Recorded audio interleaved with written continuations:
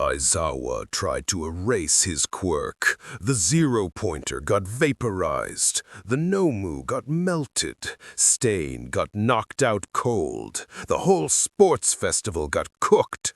And Shigaraki ran. Izuku Midoriya said, "I am the storm, bitch," and proceeded to prove it every single time. Welcome, legends, to Chronos Recom. I wrote this story myself, so if you have any suggestions or what-ifs you want to see, drop it in the comments below. Also, just wanted to let you know I've got a Patreon set up now for anyone who wants to support the channel directly. You can get early access to stories, submit direct fan requests, and get exclusive content. It's totally optional, but if you want to help keep these stories coming, check it out. Links in the description. And don't forget to subscribe, like, and hit that bell so you never miss an upload. Let's dive into this story. The day Izuku Midoriya found out nobody was watching the sky. It was a Tuesday afternoon in Musutafu. Summer heat. Cicadas screaming. A group of kids playing in the dirt lot behind the apartment complex where half the neighborhood dumped their recycling and the other half pretended it was a park. There were 5 of them. 4 boys. One girl who left early because her mom called her in for dinner, which meant she missed everything that happened next. Lucky her. Katsuki Bakugo was 7 months older than Izuku and already acted like that meant something. He had his quirk for 3 weeks at this point. Explosion. Small pops from his palms that smelled like burnt caramel and made every adult in the room flinch and smile at the same time. He'll be a great hero, they all said. Katsuki believed them. Why wouldn't he? He was 4. Izuku hadn't shown a quirk yet. The other kids knew. Kids always know. There's a radar for weakness at that age, something cruel and instinctive, and it locked onto Izuku Midoriya like a heat-seeking missile. They were arguing about heroes, about who would be the strongest. Katsuki said All Might. One of the other boys said Endeavor. Izuku said something. Nobody remembers what, and Katsuki turned on him with that look. That snarl he wore like a second face. "You don't get to talk about heroes," Katsuki said. "You're quirkless." "I'm not," Izuku said quietly. He didn't know why he said it. He didn't have proof. He just felt something humming in his chest, the way you feel a storm rolling in before the sky changes color. Something deep and electric and alive. Katsuki's palms crackled. The other 2 boys stepped back. They'd learned the radius by now. "Prove it," Katsuki said. And he fired an explosion point-blank into Izuku Midoriya's chest. It wasn't a big one, a 4-year-old's version of violence. But it was real, and it was aimed center mass, and the heat of it scorched the air between them. The explosion hit Izuku and passed through him. Katsuki's arm went forward. The blast went forward. And where Izuku's chest should have been, where skin and ribs and a beating heart should have stopped the force, there was nothing. A hole.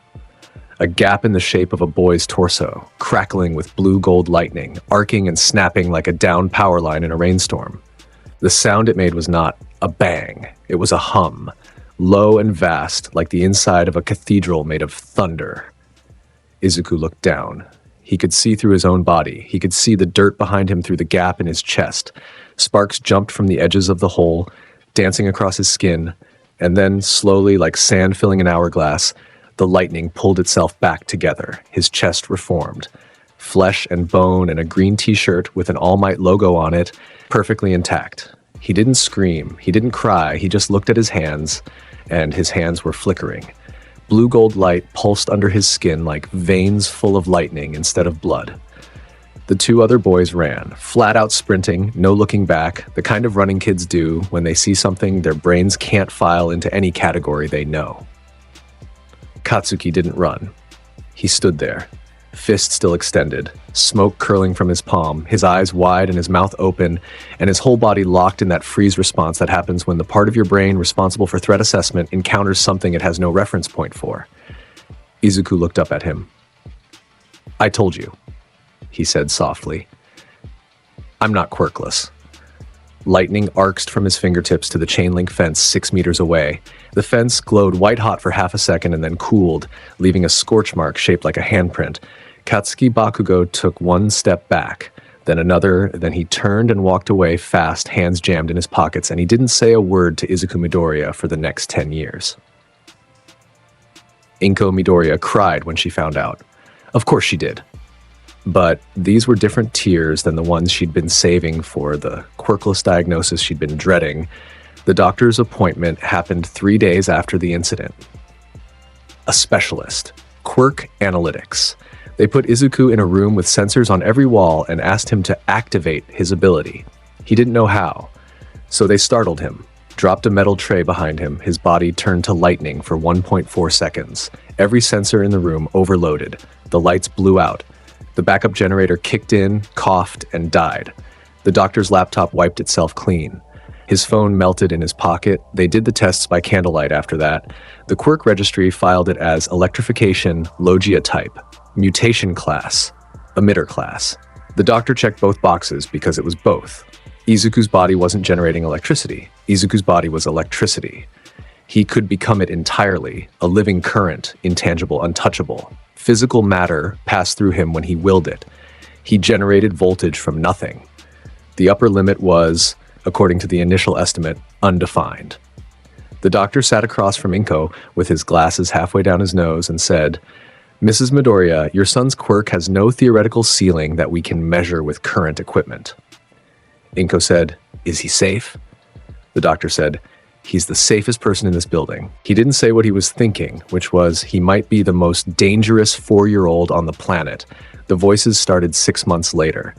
Izuku was lying in bed at night, staring at the ceiling, and he heard his mother's heartbeat from the next room.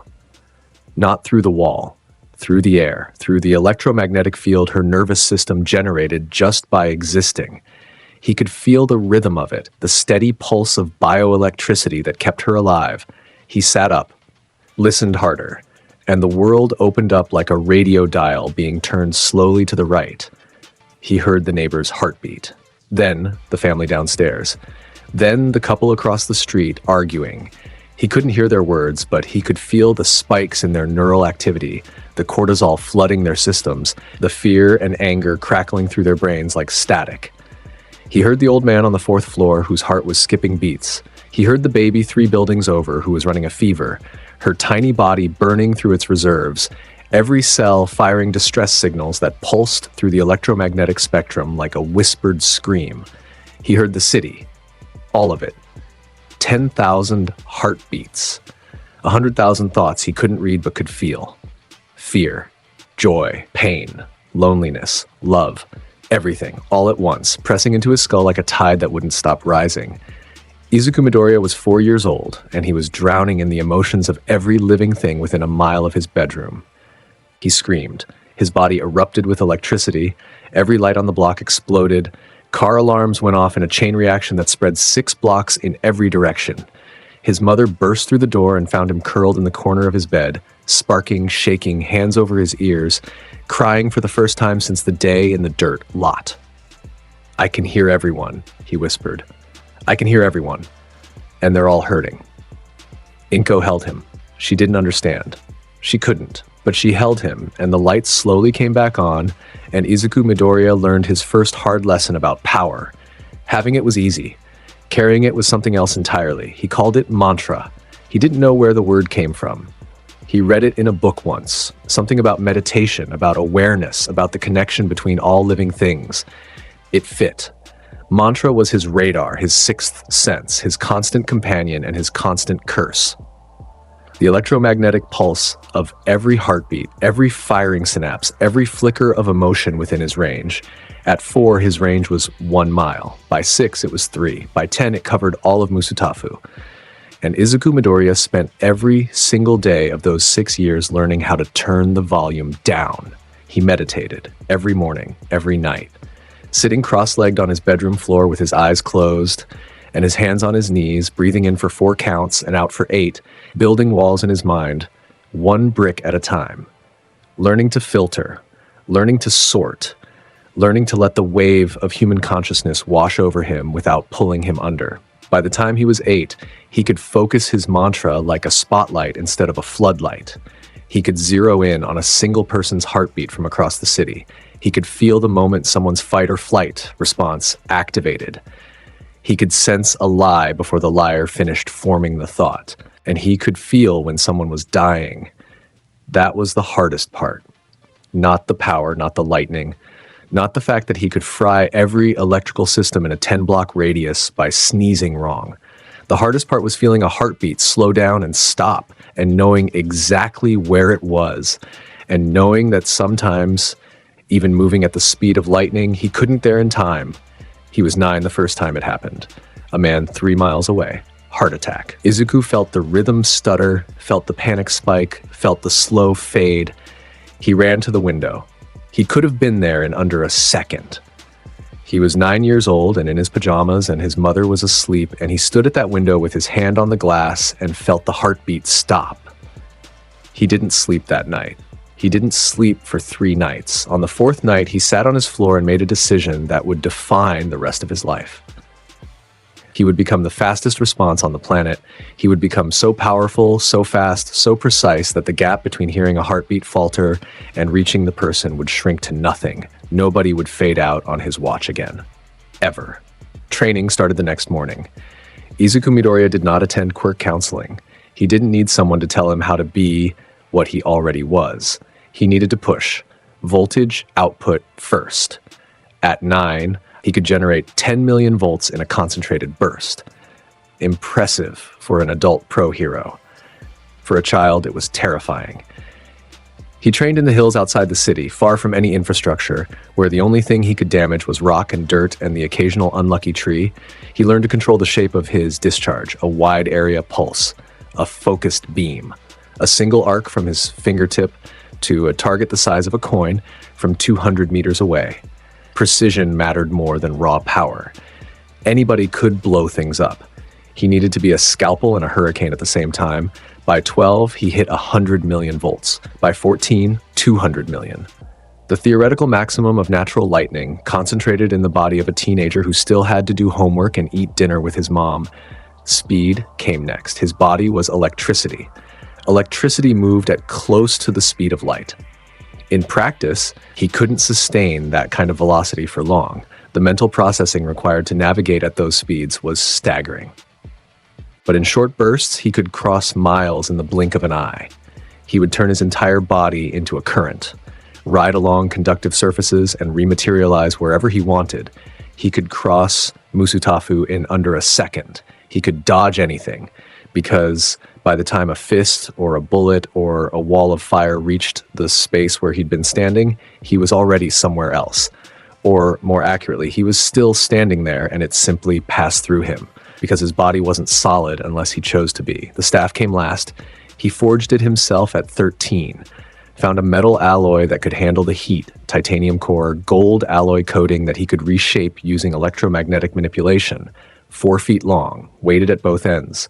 He could extend it, reshape it, superheat it to the point where it glowed white and cut through steel like butter. He could turn it into a trident, a blade, a shield.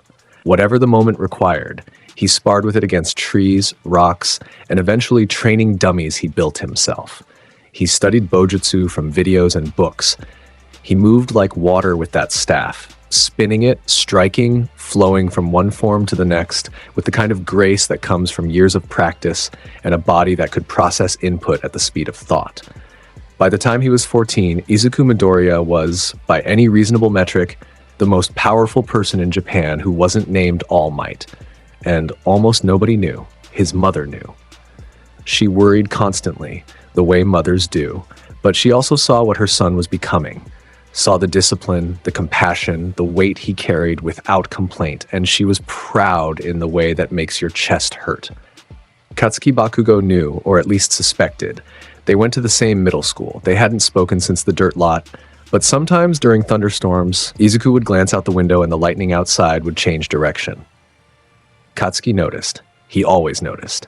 And the look on his face was something between fury and fear, and he channeled both into becoming louder, angrier, more explosive, as if volume could close the gap between them. It couldn't. The gap was the distance between a firecracker and a thunderstorm, and it was getting wider every day. There's a moment, every story has one, where the protagonist steps out of the shadows and the world sees them for the first time. For Izuku Midoriya, that moment was a Tuesday in February. The UA entrance exam, the morning was cold, frost on the ground. Izuku walked toward the UA gates wearing a plain black tracksuit and carrying his staff on his back. No flashy costume, no bravado. Just a kid with green hair and calm eyes walking through a crowd of 300 nervous teenagers who were all too busy panicking to notice him, except one. Ochako Uraraka was standing near the gate, bouncing on her heels, trying to psych herself up when she felt the hair on her arms stand up. Not from the cold, from static. A charge in the air that hadn't been there a second ago, subtle but unmistakable, like the moment before a lightning strike when the atmosphere itself holds its breath. She looked to her left. The green-haired boy walked past her. The frost on the ground within 3 feet of him had melted. Small sparks danced across the zipper of his jacket. He glanced at her. Warm eyes. A small nod. Then he was gone, swallowed by the crowd, and Ochako stood there, trying to figure out why her heartbeat had just doubled. Inside the auditorium, Present Mick gave the orientation speech. Izuku sat in the back row and listened with his eyes closed. His mantra was active, turned down low, just enough to feel the room. 312 heartbeats. Various levels of anxiety. One kid near the front was so nervous his body was shaking at a frequency Izuku could feel from here. The rules were simple. Destroy robots. Earn points. 1-pointers, 2-pointers, 3-pointers, and the 0-pointer, a massive obstacle to be avoided. Izuku opened his eyes. Avoided, he said under his breath. The ghost of a smile, Battle Center B. The gates opened. 300 examinees surged forward in a wave of quirks and adrenaline and teenage desperation. Some flew, some ran, some launched projectiles, created barriers, shifted the terrain. It was chaos. Beautiful, terrifying, teenage chaos. Izuku stood at the starting line for 2 seconds after the gates opened. A boy in glasses with engine-shaped calves sprinted past him. A girl with a frog-like tongue leaped over the crowd. Katsuki Bakugo blasted forward with twin explosions, carving a path through the pack with his usual lack of subtlety. Izuku took a breath. Then his body turned to lightning. There was no warning, no build-up. One frame he was standing at the starting line, and the next he was simply gone, replaced by a bolt of blue-gold electricity that screamed through the air faster than anyone could track. He crossed the entire battle center in 0.003 seconds, 1/10 the length of a human blink. He rematerialized in the dead center of the arena, standing on top of a 3-story building, his staff in his hand, the air around him ionized and humming. The observation room caught it on camera, barely. A single frame of movement, a streak of light, and then a boy standing on a rooftop like he'd been there the whole time. "What?" said Present Mick, leaning forward in his chair. "Was that?" Izuku raised his staff and pointed it forward. Electricity gathered along its length, arcing from end to end, building in intensity until the metal glowed white.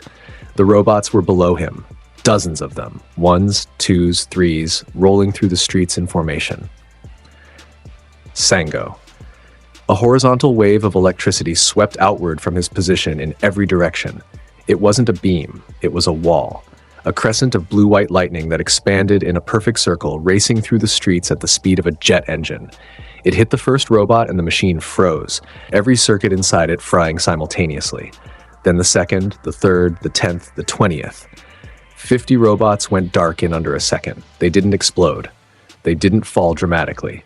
They just stopped. Dead. Like someone had pulled the plug on a city block. Points flooded in. The counter in the observation room ticked upward so fast the display glitched. Izuku dropped from the rooftop and landed in a crouch.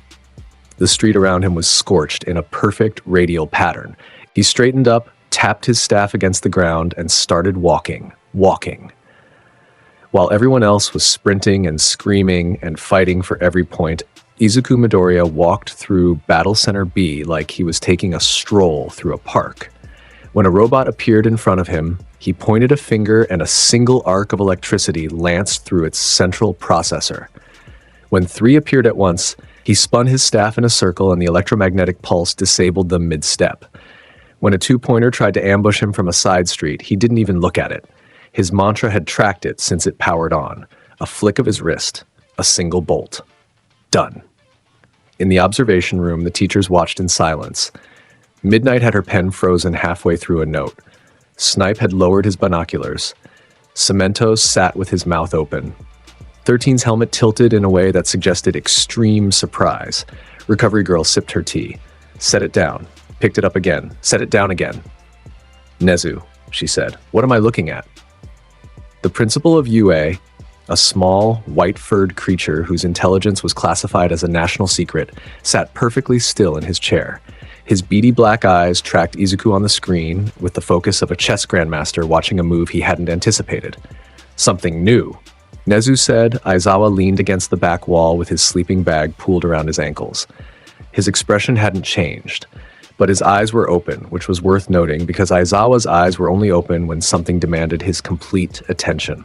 On screen, Izuku's point total hit 200, then 250, then 300. No one else in the exam had broken 60. The ground shook. Every examinee in Battle Center B felt it at the same time. A rumble that started deep underground and built upward, growing in intensity until the buildings swayed and dust fell from every surface. The street cracked. A shadow fell over the arena. The zero-pointer rose behind the skyline like a mechanical god pulling itself free from the earth. 40 stories tall, eyes glowing red. A fist the size of a city bus rising into the air as it prepared to sweep forward and flatten everything in its path. Examinees ran. Every single one of them turned and sprinted in the opposite direction. Self-preservation. Rational. Correct. Every single one except two. Ochako Uraraka was pinned. A chunk of concrete from a collapsed wall had landed on her leg during the tremor. She couldn't move. She couldn't activate her quirk on something that heavy without making herself sick. She pulled. She pushed. She dug her fingers into the rubble and screamed, and the zero-pointer kept coming, its foot rising, its shadow swallowing her whole. And a green-haired boy, half a kilometer away, felt her heartbeat spike with raw animal terror. Izuku stopped walking. He turned toward the zero-pointer. His eyes, usually warm, went cold, flat, focused. The temperature dropped around him. Not because he was cold, but because the air itself was ionizing. Moisture being ripped apart at the molecular level as static charge built to levels that made the hair on every person within a mile stand on end. He looked up. The sky was clear, sunny. Blue. Izuku raised one finger toward the clouds, and the sky changed. It started at the edges, a darkening. Clouds that weren't there a second ago spiraling into existence, pulling moisture from the atmosphere with unnatural speed, turning the blue sky black in a circle that expanded outward from directly above the zero-pointer. Thunder rolled, real thunder, deep and ancient and loud enough to rattle windows across the district. The observation room went quiet. Present Mike, who had been providing breathless commentary for the entire exam, stopped talking. Lightning arced between the clouds. Once. Twice. 3 times. The storm intensified, the clouds swirling faster, a vortex forming directly above the zero-pointer's head as if the atmosphere itself was taking aim. Izuku's finger pointed at the sky. His body crackled, his eyes glowed blue-gold, and for a brief moment he wasn't a boy anymore. He was a silhouette of pure electricity in the shape of a boy, a living lightning bolt standing on cracked asphalt, and the storm above him responded to his will like an extension of his own body. L. Thor. His voice was quiet, almost conversational, like he was ordering coffee. And the sky fell. A pillar of divine lightning, blue-white, 20 meters wide, brighter than the sun, dropped straight down from the center of the vortex and struck the zero-pointer, dead center. The beam was so intense that every camera in the observation room whited out for a full second. The sound wasn't a crack or a boom. It was a presence. A physical force that hit every person in Battle Center B in the chest like a shockwave. The zero-pointer didn't explode. It evaporated. 40 stories of reinforced steel, titanium plating, hydraulic systems, and weapons-grade machinery vaporized into molten slag and superheated gas in exactly 1.2 seconds. The pillar of lightning held for a heartbeat longer, drilling into the ground where the robot had stood, turning concrete into glass, glass into plasma, plasma into nothing. Then it stopped. The clouds parted.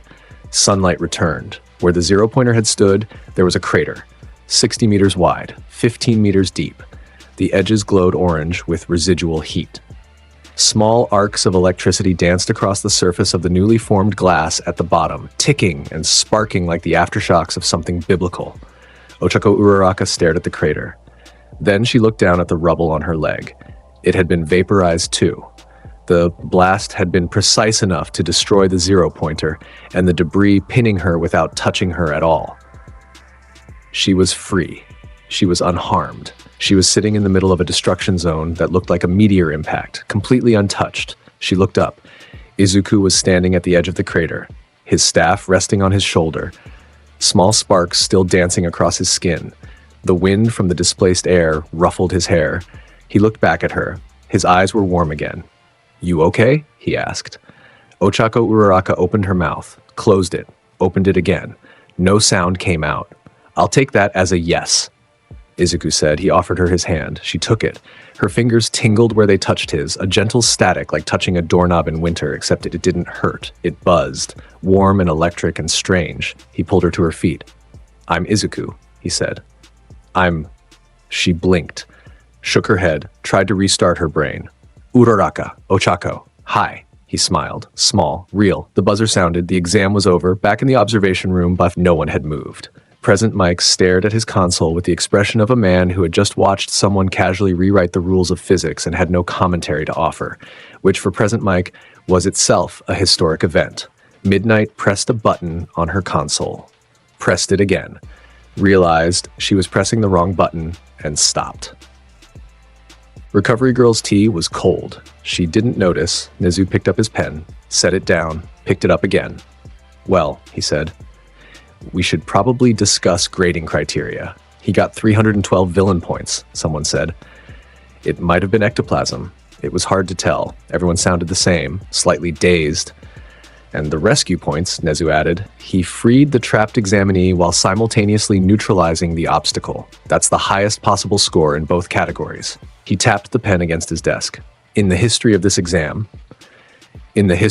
institution," Aizawa corrected from the back wall. His tone was flat. His eyes said something different. "Yes," Nezu agreed. "That too." The room digested this. "What's his name?" All Might asked. He was in his small form, sitting in the back corner, a blanket around his shoulders and blood on his lip. He'd been watching the exam feeds with the kind of attention he usually reserved for existential threats. "Izuku Midoriya," Nezu said.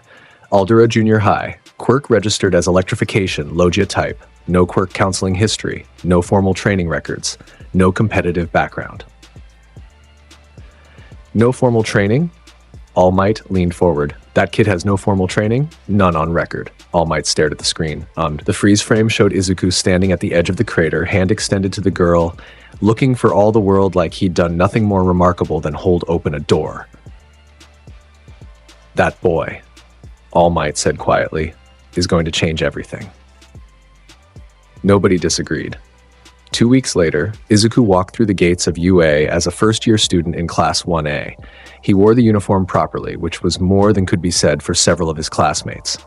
His staff was strapped to his back in a carrying case that the school had provided after a brief debate about whether weapons were allowed on campus. Nezu had settled it personally. The staff is an extension of his quirk. Restricting it would be like asking Bakugo to wear oven mitts.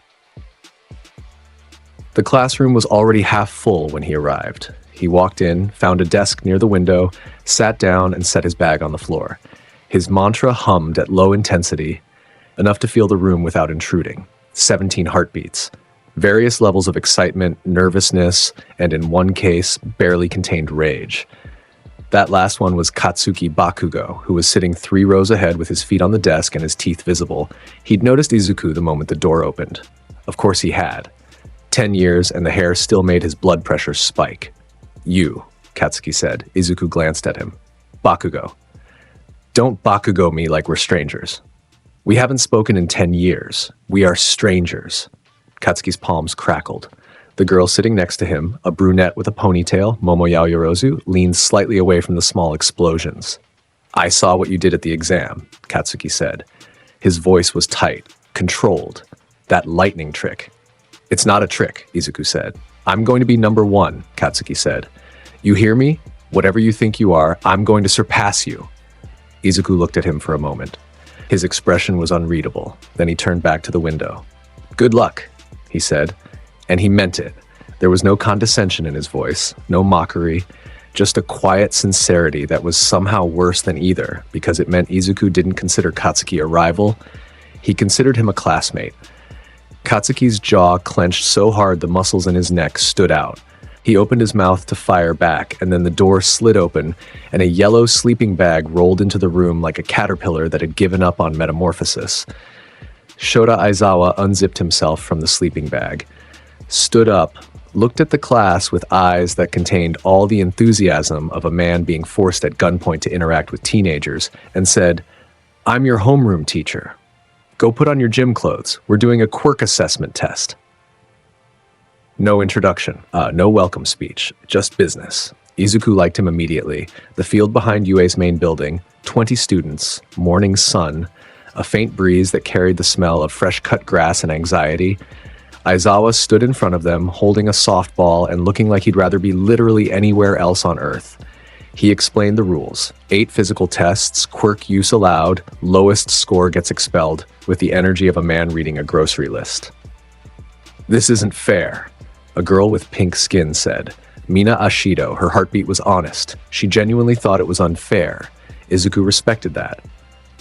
"Fair," Aizawa repeated. The word sounded foreign in his mouth. Disasters aren't fair. Villains aren't fair. You think the world is going to grade you on a curve? He tossed the softball up and caught it. "Midoriya." Izuku looked up. "You scored highest on the entrance exam by a margin that made the grading committee rethink their scoring system. Come throw this ball." Izuku stood and walked to the circle. 20 pairs of eyes tracked him, some curious, some hostile. One, Ochako, standing near the back, was bright with recognition. He took the softball. Light, 145 grams. He could feel the weight of it against his fingertips. He set his feet, drew his arm back, and Aizawa's eyes flashed red. The effect was immediate. Izuku's electricity flickered. The constant hum that lived under his skin went quiet. His body, usually crackling with ambient charge, went solid, dense, heavy. Just a boy holding a ball suddenly stripped of the fundamental force that made him what he was. The class watched. Katsuki smirked. Izuku looked at Aizawa. The teacher's capture scarf floated around his shoulders, his erasure quirk in full effect. "I wanted to see what happens when I erase you," Aizawa said. "Your body solidified. Interesting. Your physical matter right now, flesh and bone." "Yes," Izuku said. "So you can be hit. Right now?" "Sure." Izuku rolled the ball in his hand. "Want me to throw it like this?" Aizawa blinked. The red faded. Izuku's electricity surged back. The air crackled. The ball in his hand began to vibrate. "Now throw it," Aizawa said. Izuku channeled current through his arm, not heat, not voltage, electromagnetic force. He turned his arm into a railgun barrel, the ball into a projectile, and the muscles of his shoulder into the firing mechanism. The electromagnetic field wrapped around the softball, accelerating it from 0 to ludicrous in the span of a single arm extension. He threw. The ball left his hand with a sound like a rifle shot.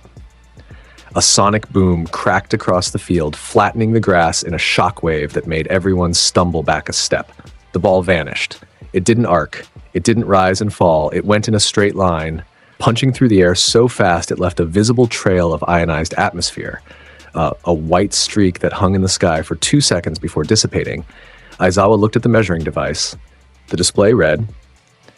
He stared at it for 3 full seconds. His expression didn't change. His eyes didn't widen. He just looked at the infinity symbol on the screen with the same face a man makes when he opens his electric bill and sees a number that shouldn't exist.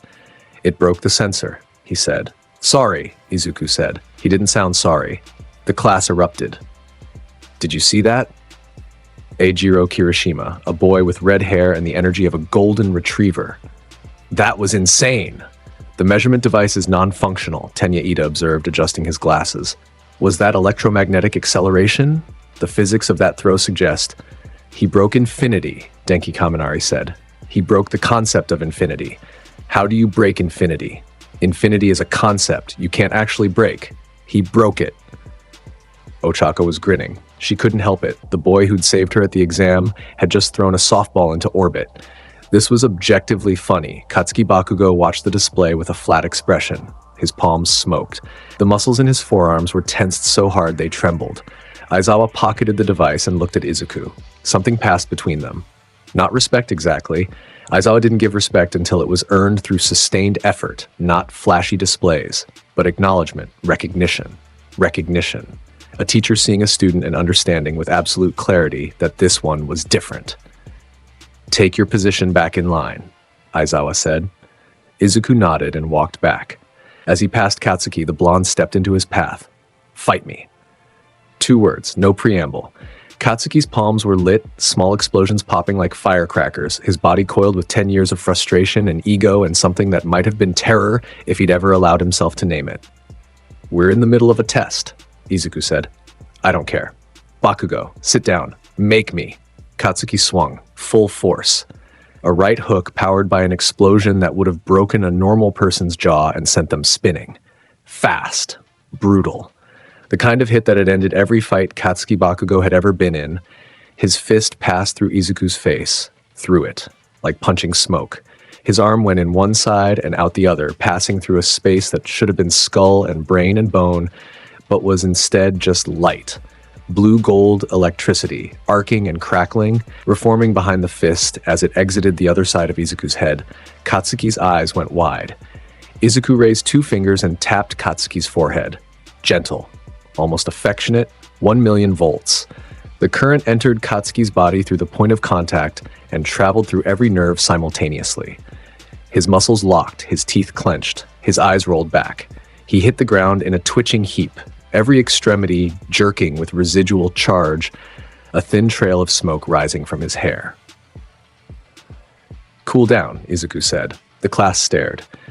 20 teenagers stood in a loose semicircle around the scene, processing what they had just witnessed. The loudest, most aggressive, most powerful student in the class had thrown his best punch at Izuku Midoriya, and his best punch had done nothing, and Izuku had put him on the ground with 2 fingers and a phrase that sounded like something you'd say to a fussy toddler. Tenya Ida raised his hand to protest. His mouth opened.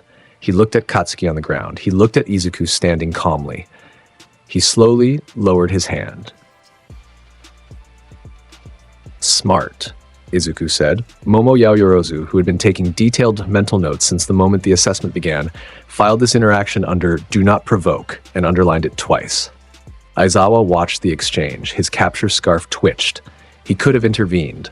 He chose not to, because Katsuki Bakugo had thrown a punch at a fellow student during an official assessment, and the response had been proportional, immediate, and over in less than a second. Aizawa respected efficiency. Bakugo. Get up, Aizawa said. The test isn't over. Katsuki got up. He was shaking. His hands wouldn't stop trembling. But he got up, and he didn't say another word for the rest of the assessment. That was the day Class 1A learned 2 things about Izuku Midoriya. First, you couldn't touch him, literally. Physically impossible. Second, he could touch you, and he only needed 2 fingers to end it. The rest of the assessment was formality. Izuku scored first in every category that allowed quirk use. The 50-meter dash was instantaneous. His body turned to lightning, and he materialized at the finish line before Aizawa finished saying, "Go." The grip strength test overloaded the dynamometer. The side-to-side jumps were a blur of after images. The only test where he didn't utterly dominate was the sit-ups, which was purely physical conditioning. He still scored third behind Shoji and Sato. His body, when solid, was lean and conditioned from years of staff training and martial arts practice. He wasn't superhuman in the traditional sense. When his quirk was suppressed, he was just a very, very fit teenager. But the moment his quirk came back on, and it always came back on, the gap between him and everyone else wasn't a gap. It was a chasm. Aizawa posted the results. Izuku was first. Katsuki was second. The gap between their scores was so large it looked like a typo. "Nobody's getting expelled," Aizawa said, turning away. "That was a logical ruse to make you try harder." "A lie?" Ida looked personally offended. "A teaching method." Aizawa started walking, paused, looked back at Izuku. "Midoriya. My office. After school." "Sure," Izuku said. Aizawa's office was a small room on the 3rd floor that contained a desk, a chair, a sleeping bag, and approximately 0 personal touches. The man lived like he was temporarily stationed in his own life. Izuku sat across from him. Aizawa leaned back. "Your quirk file says electrification, Logia type. That's vague. I need details." Izuku considered. "My body is electricity. I can generate, absorb, and become electromagnetic energy at will. Physical attacks pass through my lightning form. I can move at electrical transmission speed over short distances. My maximum sustained output is 200 million volts. And the sensing ability?" Izuku paused. "You noticed." You reacted to Bakugo's punch before he started moving. You oriented toward the loudest heartbeat in every group all day. You looked in the direction of the cafeteria before the lunch bell rang, and it's your first day here, so you didn't know the schedule. Aizawa's eyes were flat and black and missed absolutely nothing. What is it? I call it mantra, Izuku said. I can sense bioelectric signals, heartbeats, neural activity, emotional states. Within my range, I can feel everything alive. Range? This city.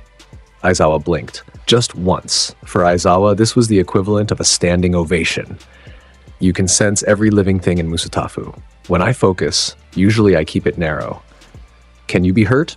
Aizawa-sensei, you can erase my intangibility. That makes my body solid. In that state, yes, I can be hurt. Outside of that, I haven't found anything that works. Aizawa stared at him for a long time. Izuku waited. Why are you here? Aizawa asked. The question wasn't about enrollment. It was deeper than that. Because I hear them, Izuku said. Every person in this city, I hear them every day. Their fear, their pain. I feel heartbeats stop and I can't always get there in time. He looked at Aizawa directly. I'm here because UA will put me in situations where I can learn to get there faster, where I can be better, where I can save more people. The room was quiet for a moment. Good answer, Aizawa said. Get out of my office. Izuku stood. At the door, Aizawa spoke again. Midoriya, the other students in this class are going to look at you and see a wall they can't climb. That can breed resentment or inspiration. It's going to be your job, not mine, to make sure it's the latter. Izuku looked back. I know. Good. Get some sleep. Tomorrow's going to be long. The first month at UA moved fast. Classes, training exercises, the slow process of 20 teenagers learning to coexist in a pressure cooker ambition and ego. Izuku settled into the rhythm easily.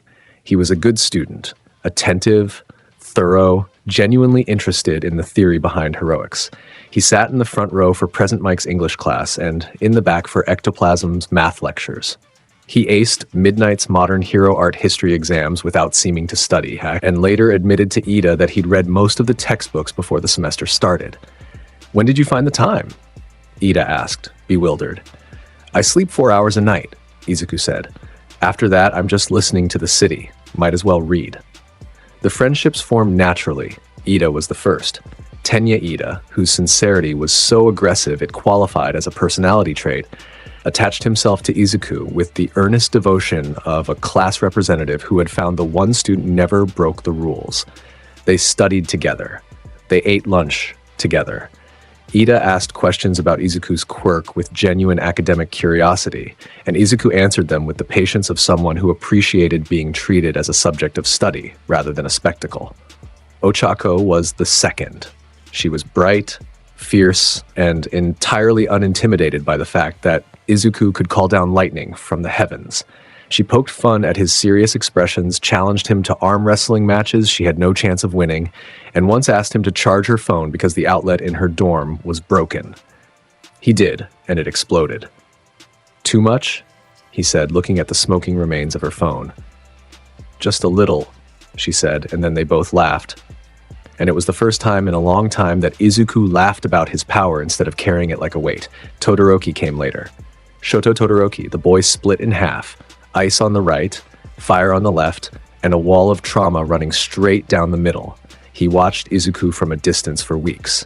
Said nothing. Asked nothing. Just watched, with those heterochromatic eyes that held more pain than anyone his age should know. Izuku felt it through mantra. A low, constant H, like a bruise on someone's soul that never healed. He didn't push, didn't ask, just existed nearby, radiating the same calm steadiness he brought to everything, and waited for Todoroki to come to him. He would. Eventually. The sports festival would see to that. But first, there was the matter of the USJ, the Unforeseen Simulation Joint, a massive training facility designed to simulate disaster scenarios, flood zones, landslide areas, conflagration zones, downpour areas, mountain zones, ruin zones. A dome the size of a stadium, packed with artificial environments meant to test heroes in training against every conceivable natural disaster. 13 led the tour. Aizawa stood at the back looking bored. 20 students filed through the entrance in their hero costumes, buzzing with the energy of their first real field exercise. Izuku's costume was simple. a dark green bodysuit reinforced at the joints and shoulders, designed to withstand the heat of his own electricity. A high collar, his golden staff strapped to his back, no cape, no excess. He looked like a soldier who happened to be made of lightning. They were 10 minutes into the orientation when Izuku's eyes snapped to the center of the facility. "Sensei," he said. Aizawa looked at him. 63 heartbeats just appeared in the central plaza. None of them are students. None of them are faculty. Izuku's voice was flat, calm. The temperature around him dropped as static charge began building. "One of them has no heartbeat at all." Aizawa turned toward the plaza. A moment later, the purple mist appeared. Kurogiri's warp gate bloomed in the center of the facility like a wound in space-time, and through it poured the League of Villains, dozens of them, low-level thugs, most of them armed and angry and high on the confidence of a plan they believed was flawless. And at the center, Tomura Shigaraki, hands draped over his body like dead spiders, and next to him, the Nomu, a hulking, brain-exposed monstrosity engineered to kill All Might. "Nobody move," Aizawa said. His capture scarf unwound. His eyes flashed red. "The communications are jammed," Izuku said. He felt it. An electrical quirk user among the villains was broadcasting interference across all standard frequencies. Every phone, every radio, every emergency signal in the building was dead. 13, protect the students, Aizawa ordered, and launched himself down the stairs toward the plaza. Izuku watched him go. Then he turned to the class. "Everyone stay here. I'm going to fix communications." "You can't go down there alone," Ida started. "Ida." Izuku's voice cut through the panic like a blade. "I'm going to boost the signal to UA directly. I need 30 seconds. Keep everyone together." He didn't wait for permission. His body turned to lightning and he shot downward, riding the electrical current in the building's wiring, moving through the infrastructure of the USJ at transmission speed. He emerged from a power junction near the central plaza, rematerialized in a crouch, and immediately felt the jammer, a villain with an electricity quirk. Decent range, maybe 50,000 volt output. He was broadcasting white noise across all communication frequencies, jamming everything in the building. Izuku extended his hand toward the villain. He didn't need to see him. Mantra pinpointed him, hiding behind a collapsed wall in the ruined zone, 200 meters away. A single bolt of lightning arced from Izuku's palm, crossed the 200 meters in a fraction of a second, and struck the jammer dead center. The villain went down. The white noise cut out. Izuku generated his own frequency. 200 million volts modulated into a carrier wave aimed directly at UA's emergency receiver 3 kilometers away. He broadcast a message in Morse code at the speed of light. USJ under attack. League of Villains. 60+ hostiles. Send all available heroes. 3 seconds. Done. He turned toward the central plaza. Aizawa was fighting. The underground hero moved through the villains with brutal efficiency, his capture scarf binding and disabling them in rapid succession. But there were too many. Izuku's mantra tracked Aizawa's heartbeat, elevated, strained, but controlled. He was holding. For now, Shigaraki stood behind the line of villains, watching, scratching his neck with 4 fingers, and the Nomu stood behind Shigaraki like a wall of dead muscle. Izuku dropped into the plaza. He didn't announce himself. He just appeared. A flash of blue-gold light and a crack of thunder that echoed through the dome. The villains closest to the impact point stumbled back. The air smelled like ozone and burnt concrete. Shigaraki looked at him. Behind the hand covering his face, his eyes were red and bloodshot and hungry. "That's not All Might," Shigaraki said. His voice was scratchy, petulant, like a child denied a toy. "Who are you?" "A student," Izuku said. "A student." Shigaraki scratched harder. "I don't care about students. I came for All Might, Nomu." The Nomu moved. Fast. Faster than something that size should be capable of. It crossed the distance between Shigaraki and Izuku in under a second, its fist already drawn back, a punch that carried enough force to flatten a building aimed directly at Izuku's chest. The fist hit Izuku and passed through. The Nomu's arm went in through his chest and out through his back, meeting no resistance, encountering nothing solid. Izuku's body was lightning. The Nomu's fist, engineered to absorb and withstand the physical force of All Might's punches, could do nothing against an attack that wasn't physical at all. The Nomu pulled its arm back, swung again, same result, through Izuku's stomach, through his shoulder, through his head, Every punch phased through him like he was a hologram. The lightning crackled and reformed around each strike, dancing and arcing, and Izuku stood perfectly still through all of it. He tilted his head. "Shock absorption," he said. "You were built to tank kinetic hits. Every time someone punches you, you eat the force. That's impressive." He paused. "But you have a problem." The Nomu swung again. Izuku caught the fist. His body solidified around the Nomu's hand. His fingers closed like a vice. Lightning isn't kinetic force. It's thermal. It's electrical. 30,000 kelvins. 5 times hotter than the surface of the sun. His eyes glowed. His hands glowed. The air between his palms and the Nomu's fist turned white. Shock absorption can't stop heat. He pressed both hands against the Nomu's head. Max output vary. 200 million volts. The full, unrestrained electrical output of Izuku Midoriya's body channeled directly into the brain of the creature that had been engineered to kill the symbol of peace. The Nomu didn't scream. It didn't have the neural capacity for a response that complex. Its body simply overloaded. Every cell, every synapse, every fiber of its genetically modified muscle tissue receiving more electrical energy in 1 second than a power plant generates in a day. It melted from the inside out. The brain went first, the exposed surface turning black, then white, then liquid. The eyes burst. The muscles seized and then released and then liquefied. The regeneration quirk that had been engineered into its DNA tried to fight back, tried to rebuild what was being destroyed, but you can't regenerate tissue that has been turned to plasma. That's not how biology works. That's not how physics works. In 3 seconds, the Nomu was gone. What remained on the ground was a puddle, organic slag, steaming, blackened residue that smelled like burning metal, and the end of something that should never have existed in the first place. The plaza was silent. Shigaraki stared at the puddle. His hand dropped from his face. For the first time in the entire encounter, his body language shifted. The petulance drained away. The scratching stopped. What replaced it was something older, more primal, fear. That was meant for All Might, he whispered. That was our trump card. That was... gone, Izuku said, like it was never here. Shigaraki's eyes darted to Kurogiri. The mist villain was already opening a warp gate. "We're leaving," Shigaraki said. "You are," Izuku agreed. His body crackled. Lightning arced from his shoulders to the ground. "I could stop you. Both of you. Right now." Shigaraki froze half in the portal. "But the priority is the people in this building," Izuku continued. "Your thugs are still scattered across every zone. Students are down there. I don't have time for you." He looked at Shigaraki with eyes that glowed like a dying star. "Run. Tell whoever sent you what happened here. Tell them what you found." Shigaraki disappeared into the portal. Kurogiri followed. The warp gate closed. The plaza was empty, except for Izuku. The unconscious villains Aizawa had disabled, and Aizawa himself, who was bleeding from a wound on his elbow and leaning against a fountain. "You let them go," Aizawa said.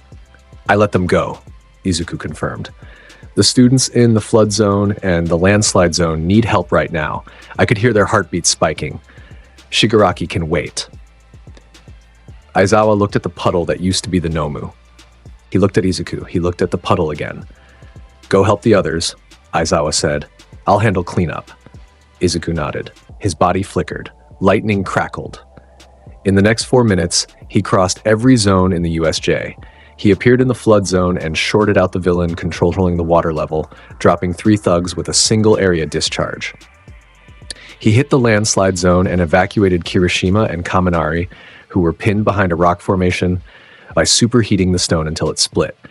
He reached the conflagration zone and found Todoroki, who had already frozen every villain in the area solid and was standing alone in a field of ice with his usual expression of detached efficiency.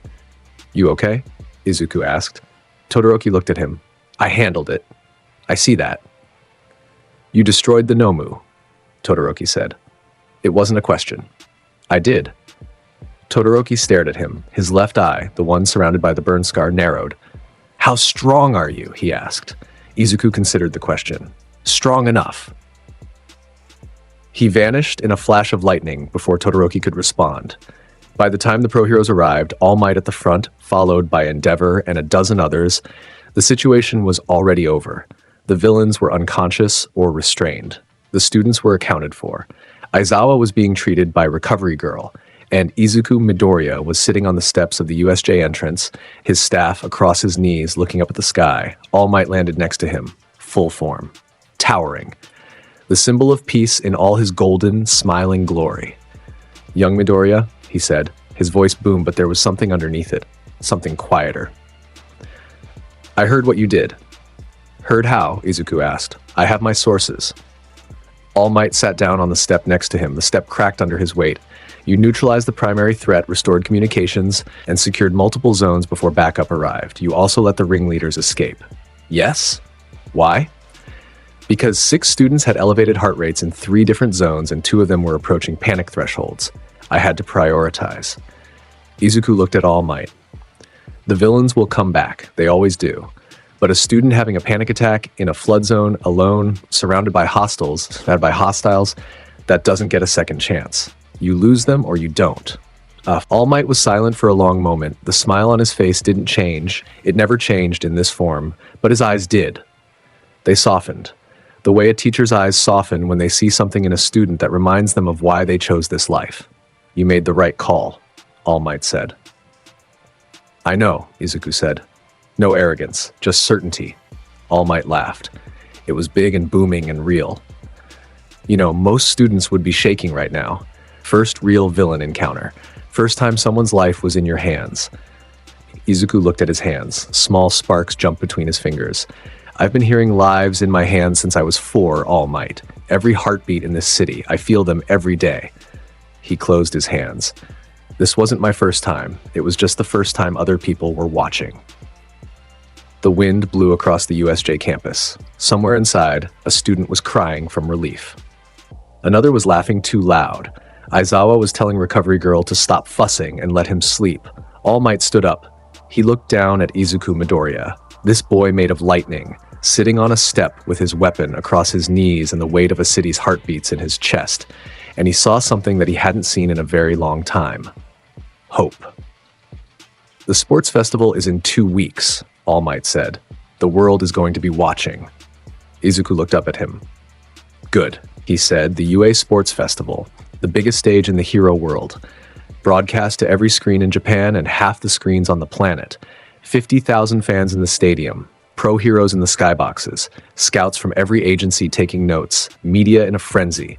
The whole country tuning in to watch the next generation of heroes prove what they were worth." And this year there was a rumor. It had started after the USJ. Leaked reports. Secondhand accounts from students who couldn't keep their mouths shut. A first year who had destroyed the anti-All Might weapon with his bare hands. A boy made of lightning. A quirk that broke the rules. By the morning of the festival, Izuku Midoriya was the most searched name on the internet. Hero forums were on fire. Analysts were arguing about whether his quirk was real or exaggerated. Betting odds had him at 1.2 to win the whole thing, which was unheard of for a first year who had never competed publicly. Izuku walked into the stadium tunnel and heard it. 50,000 heartbeats. The collective hum of anticipation, excitement, and adrenaline. It hit his mantra like a wave. He breathed through it. Let it wash over him. Let it settle into background noise. Ochako fell into step beside him. "You nervous?" she asked. "No." "Cool. I'm nervous enough for both of us. My hands are sweating, which means I might accidentally make myself float, which would be a terrible way to start the festival." She shook her hands like she was trying to dry them. "How do you do it? The calm thing." "I've been listening to the whole city since I was 4, Izuku said. 50,000 people isn't so bad." "That's not comforting at all." "I know." He looked at her. A small smile. "You're gonna do great. You don't know that. I can feel your heartbeat. It's steady. You're nervous, but you're ready. There's a difference." Ochako stared at him. Then she punched him in the arm. Her fist passed through. She shook her hand, tingling. "That is so unfair," she said. "You keep trying to punch me. And I'll keep trying." He laughed. She grinned. They walked into the stadium. The first event, the obstacle race. A 4-kilometer sprint through a course packed with traps, hazards, and rope. Every student from every hero course, support course, and general studies course running at once. Mass chaos. President Mike's voice exploded through the stadium speakers. "And they're off!" 200 students surged through the starting gate in a mob of quirks and elbows in desperation. Todoroki made his move immediately. sending a glacier across the ground to freeze the competition in place. Smart. Decisive. A power play designed to establish dominance from the first second. The ice reached Izuku. It stopped. Not because it hit a wall. Because the ground around Izuku's feet was so hot that the ice evaporated on contact, turning to steam in a 2-meter radius. His body temperature, his ambient electrical discharge, it created a heat zone that ice simply couldn't penetrate. He stood in a cloud of steam while everyone around him slipped and struggled on frozen ground. He started walking. The stadium cameras zoomed in. Present Mick narrated in real time. Midoriya isn't running. He's walking through the obstacle course. He's just walking. He doesn't need to run. Aizawa said from the commentary booth. He'd been dragged there against his will by Present Mike and was wrapped in bandages from the USJ, looking like a very tired mummy. Watch. Izuku reached the first obstacle zone. Giant robots, same model as the entrance exam. They rose from the ground in a line, blocking the path. He didn't even slow down, a wave of his hand. Kari, a sheet of electricity swept over the robots like a blanket. Every circuit fried, every joint seized. The robots toppled like dominoes, crashing into each other, creating a bridge of fallen metal that Izuku walked across without breaking stride. The second obstacle, the fall. A canyon with thin pillars connecting the two sides. Students balanced, leaped, swung, and fell.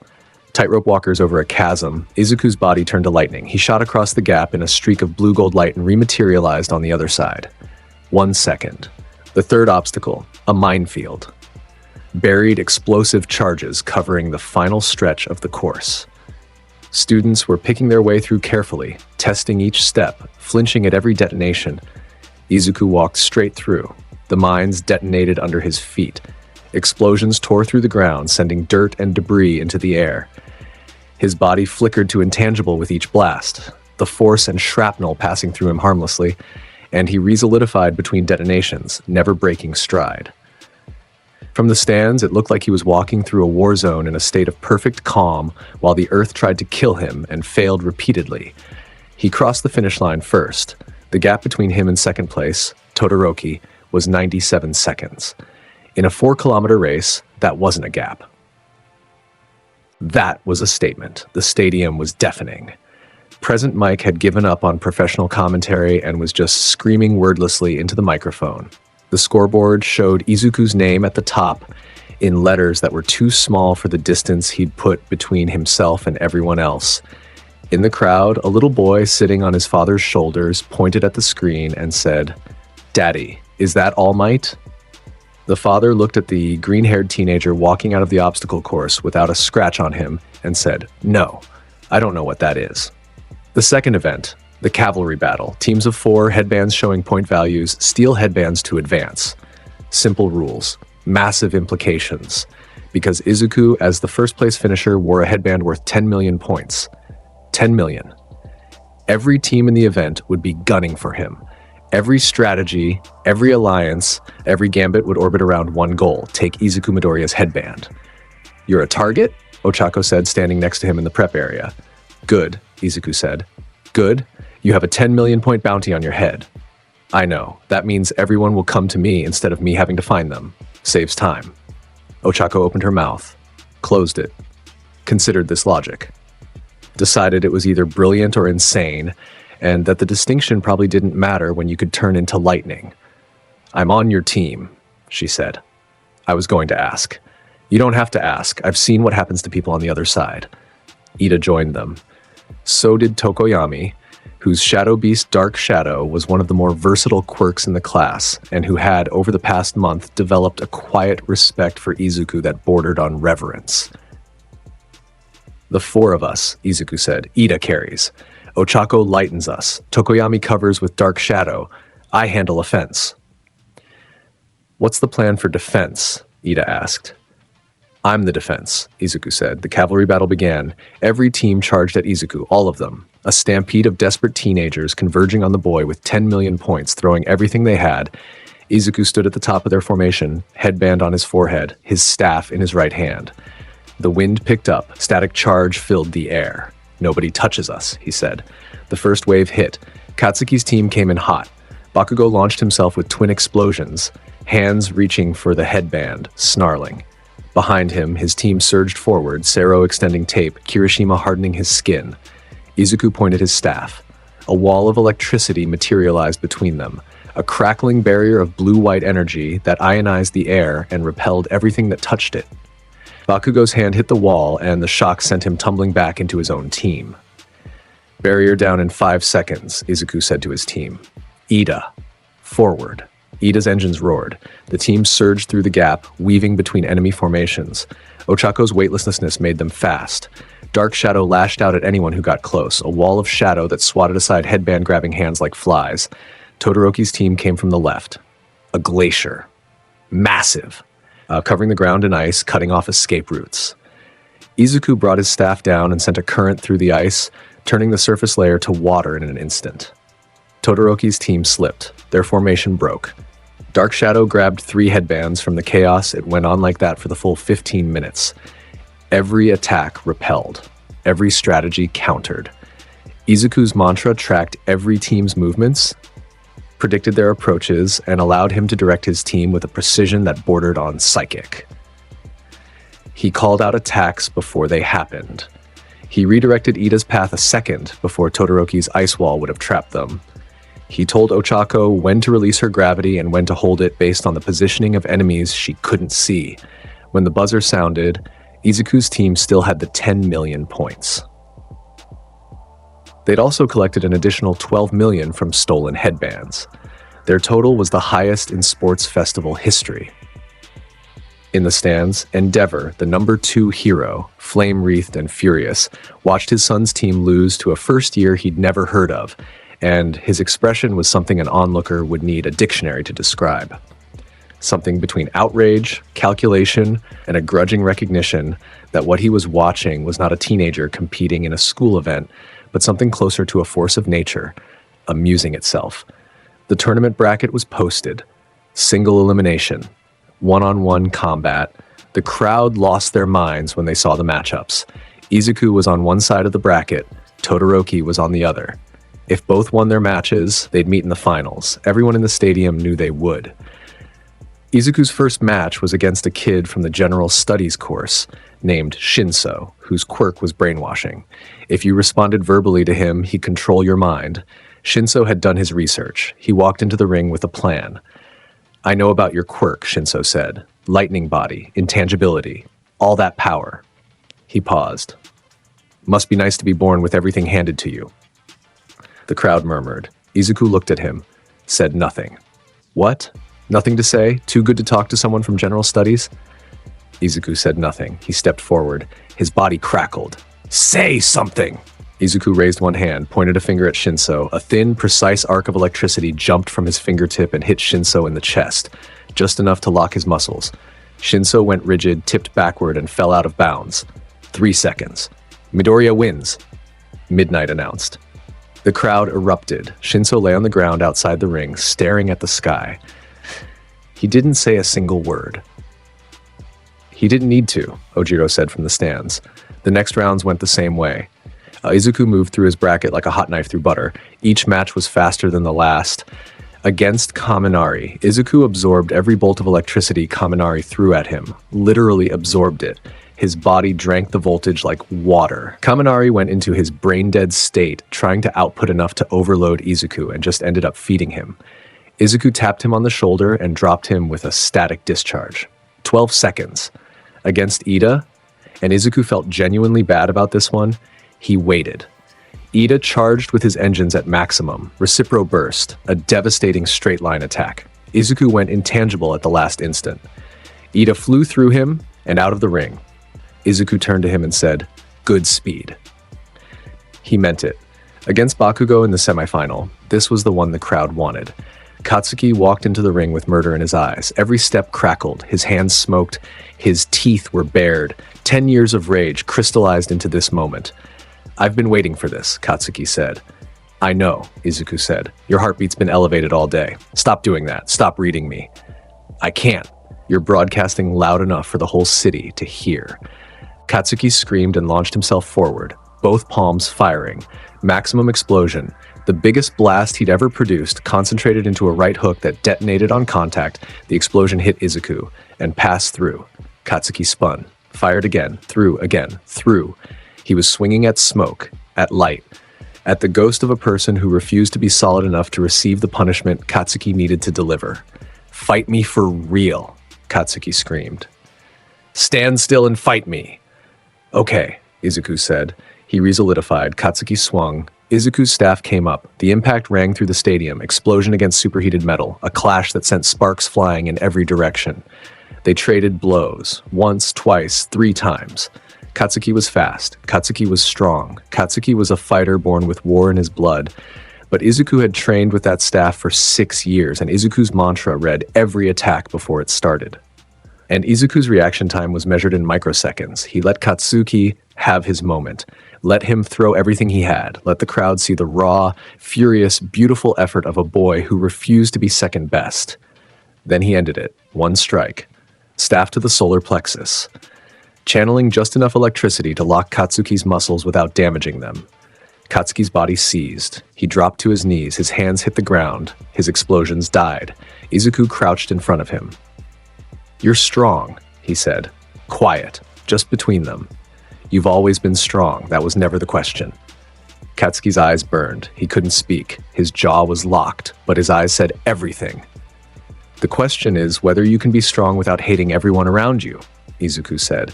"Figure that out and nobody will be able to stop you, not even me." He stood up and walked to his side of the ring. "Midoriya wins." Midnight announced. Katsuki Bakugo stayed on his knees for a long time. The crowd watched. Some of them expected rage, expected the blonde to explode, to scream, to throw a tantrum. He didn't. He just knelt there, hands on the ground, and something in his expression shifted. Like a lock turning, like a door opening, like the first hairline crack in a wall that had taken 10 years to build. The final match. Izuku Midoriya versus Shoto Todoroki. The stadium was packed, standing room only. The pro heroes had abandoned the skyboxes and were lining the railings. Present Mike had a backup microphone because he'd burned out the first one. Aizawa sat next to him, arms crossed, watching with both eyes open and zero commentary. Endeavor stood in the front row. Arms crossed, flames burning higher than usual. His son was about to fight the strongest student in UA, and Endeavor wanted to see Shoto use his fire. That was all he cared about. That was all he ever cared about. Todoroki and Izuku faced each other across the ring. The crowd noise was deafening, but in the space between the two of them it was quiet. Izuku's mantra read, Todoroki like a book. Fear. Old fear. The kind that lives in your bones and wakes you up at 3 in the morning. Pain. A constant, low-frequency ache centered on the left side of his face, on the scar that Todoroki's mother had given him with a kettle of boiling water because she looked at her son and saw her husband. And underneath all of that, buried so deep, it was almost invisible. Hope. A tiny, flickering signal. A part of Shoto Todoroki that still believed he was more than his father's weapon, more than his mother's guilt, more than the scar on his face and the ice in his veins and the fire he refused to use. Izuku felt all of it in one heartbeat. Todoroki, he said, Shoto's eyes focused. I know what you're carrying. I've felt it since the first day of class.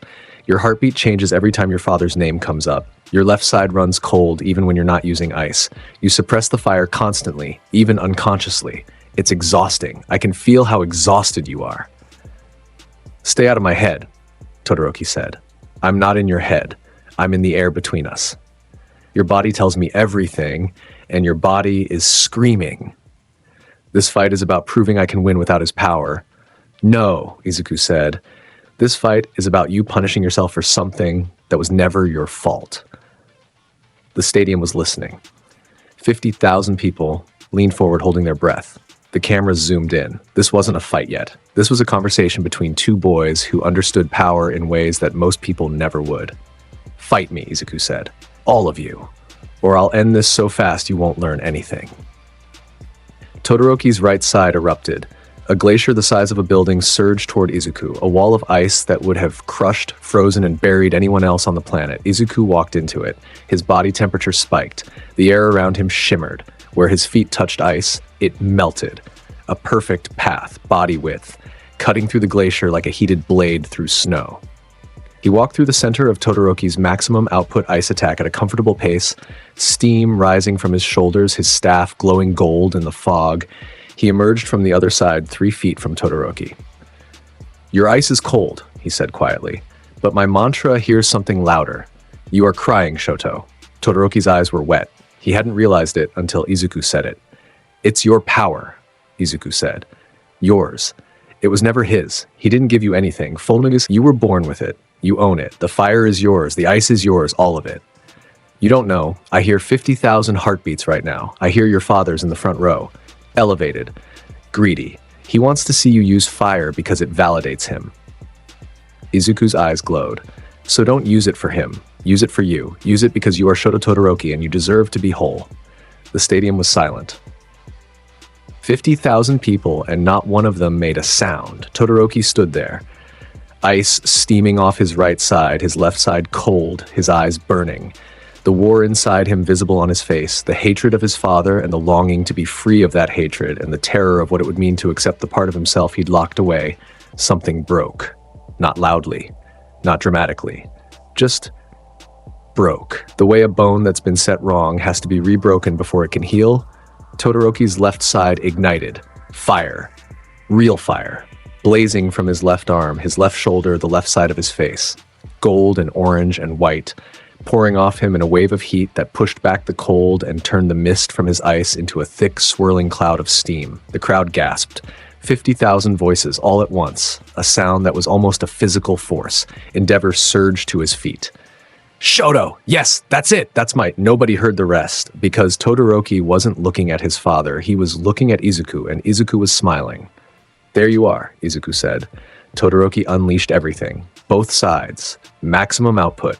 A tsunami of ice from the right and a firestorm from the left, converging on Izuku from both directions. The combined force of the most powerful dual quirk in the history of the hero registry. Fire and ice, creation and destruction, colliding in a cataclysm that shook the stadium to its foundations. Izuku stood in the center of the storm. He spun his staff. Electromagnetic force gripped the metal and it elongated, shifted, reformed. 3 prongs. A trident. He raised it above his head, and lightning gathered, not from his body, from the sky. The clouds from the morning storm that still lingered over the stadium churned and spiraled. Thunder crashed. Real thunder. Godlike, the kind that comes from actual atmospheric discharge, summoned by the boy who commanded the weather. Lightning arced between the clouds, building, intensifying, focusing into a single point above the trident in Izuku's hands. A dragon. A construct of pure electrical energy, shaped by will and magnetism into the form of a serpentine beast 40 meters long. It coiled around the trident, eyes blazing, jaws open, every scale a crackling arc of blue-white light. Present Mike dropped his microphone. Mamaragan. Izuku brought the trident down. The lightning dragon launched forward. It swallowed Todoroki's flames, ate them. The fire was energy, and energy was lightning's domain. The dragon consumed the fire and grew larger, brighter, more violent. Then it hit the ice. The glacier detonated, not shattered, detonated. The thermal shock of 30,000-degree lightning meeting sub-zero ice, creating a steam explosion that blew outward in every direction. The blast wave hit the stadium barriers and destroyed them. Concrete chunks flew into the stands. Cementos threw up walls to protect the audience. Midnight braced behind the announcer's table. The entire arena was consumed by white light and deafening thunder. When the light faded, the ring was gone. Not damaged. Gone. The concrete platform was a crater. Molten glass at the bottom. Scorch marks radiating outward in perfect fractals. Steam rising from every surface. Izuku stood in the center, untouched. His trident reverted to a staff. His hair moved in the residual breeze. Small sparks danced across his shoulders. Todoroki was on the ground, outside the remains of the ring, unconscious, his body steaming. His left side still flickering with small flames, his right side crusted with frost. He'd given everything. Both halves. The first time in his life he'd fought without holding anything back, and it hadn't been enough.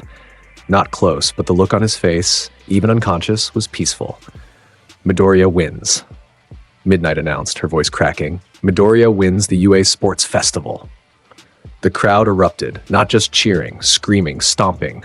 A roar of human emotion that Izuku felt through every cell of his body. 50,000 hearts all spiking at once. A wave of pure electric joy. He walked to where Todoroki lay, knelt beside him, pressed a hand to Todoroki's chest, a gentle pulse of electricity, just enough to stimulate his heartbeat, bring his circulation back up, warm his extremities. Todoroki's eyes fluttered open. He looked up at Izuku, the boy made of lightning, kneeling over him in the ruins of their battlefield, the whole world watching. Izuku held out his hand. "You don't have to carry that alone," he said. That was all. Todoroki stared at the outstretched hand for a long moment. The noise of the crowd faded. The cameras didn't exist. The judges didn't exist. Endeavor, standing in the front row with his flames dimmed and his mouth open, didn't exist. Just two boys, one broken, one holding out his hand. Todoroki took it. Izuku pulled him to his feet. The crowd screamed louder. Todoroki swayed, steadied himself, and looked at Izuku with something in his eyes that hadn't been there before the match. "Thank you," Todoroki said. Izuku nodded. That was enough. The medal ceremony happened, but honestly, nobody cared about the medal. They cared about the clip. Within 20 minutes, the video of the Lightning Dragon was the most viewed piece of content in Japan. Within an hour, it had broken international. By evening, it had 100 million views and its own hashtag. #God of Thunder trended in 30 countries. Analysts, commentators, and pro heroes scrambled over each other to weigh in. "That's the strongest student I've ever seen," said Gang Orca in an interview that aired live on HNN. "And I've been watching these festivals for 20 years. We need to be having a serious conversation about the power ceiling of the next generation," said Hawks, who had tuned in from his agency and watched the entire tournament with his feet on his desk and his jaw progressively lower. "Because what I just saw doesn't have a ceiling."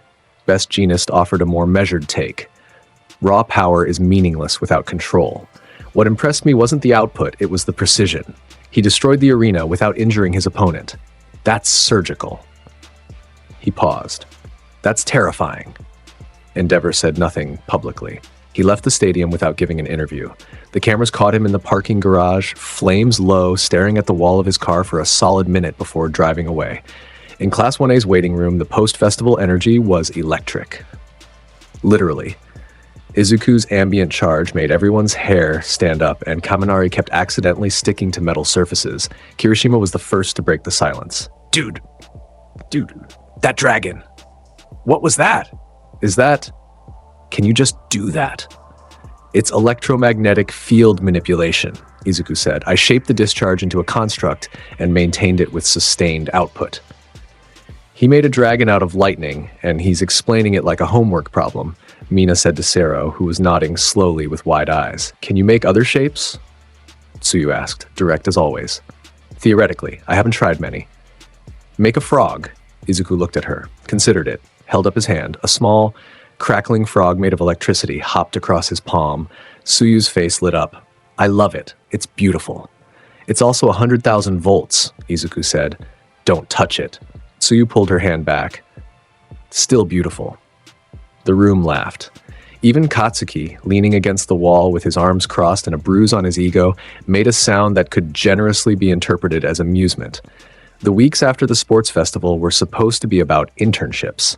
Hero agencies competing for students choosing mentors, the standard machinery of hero education grinding forward. For Izuku, every agency in Japan made an offer. All of them. The inbox was so flooded that Aizawa had to create a separate folder. Hawks offered personally. Best Jeanist sent a handwritten letter. Mirko left a voicemail that was mostly just aggressive enthusiasm and one very creative expletive. Izuku chose Gran Torino, an old man, a retired hero. Someone who had trained All Might. Aizawa raised an eyebrow. "Every agency in the country is offering you a position, and you choose a retired hero in a one-room apartment." "He trained the strongest hero who ever lived," Izuku said. "Everyone else will show me how to fight. He'll show me how to think." Aizawa stared at him. Then he signed the form. Gran Torino's apartment smelled like taiyaki and old newspaper. The old man was small, wrinkled, and moved with the deceptive speed of someone who'd spent 60 years turning his body into a weapon. "So you're the lightning kid," Gran Torino said, tossing him a broom. "Clean the floor, then we'll talk. I came here to train. You came here because you're smart enough to know that raw power without wisdom is just a natural disaster with a hero license." Gran Torino sat in his chair and ate a taiyaki.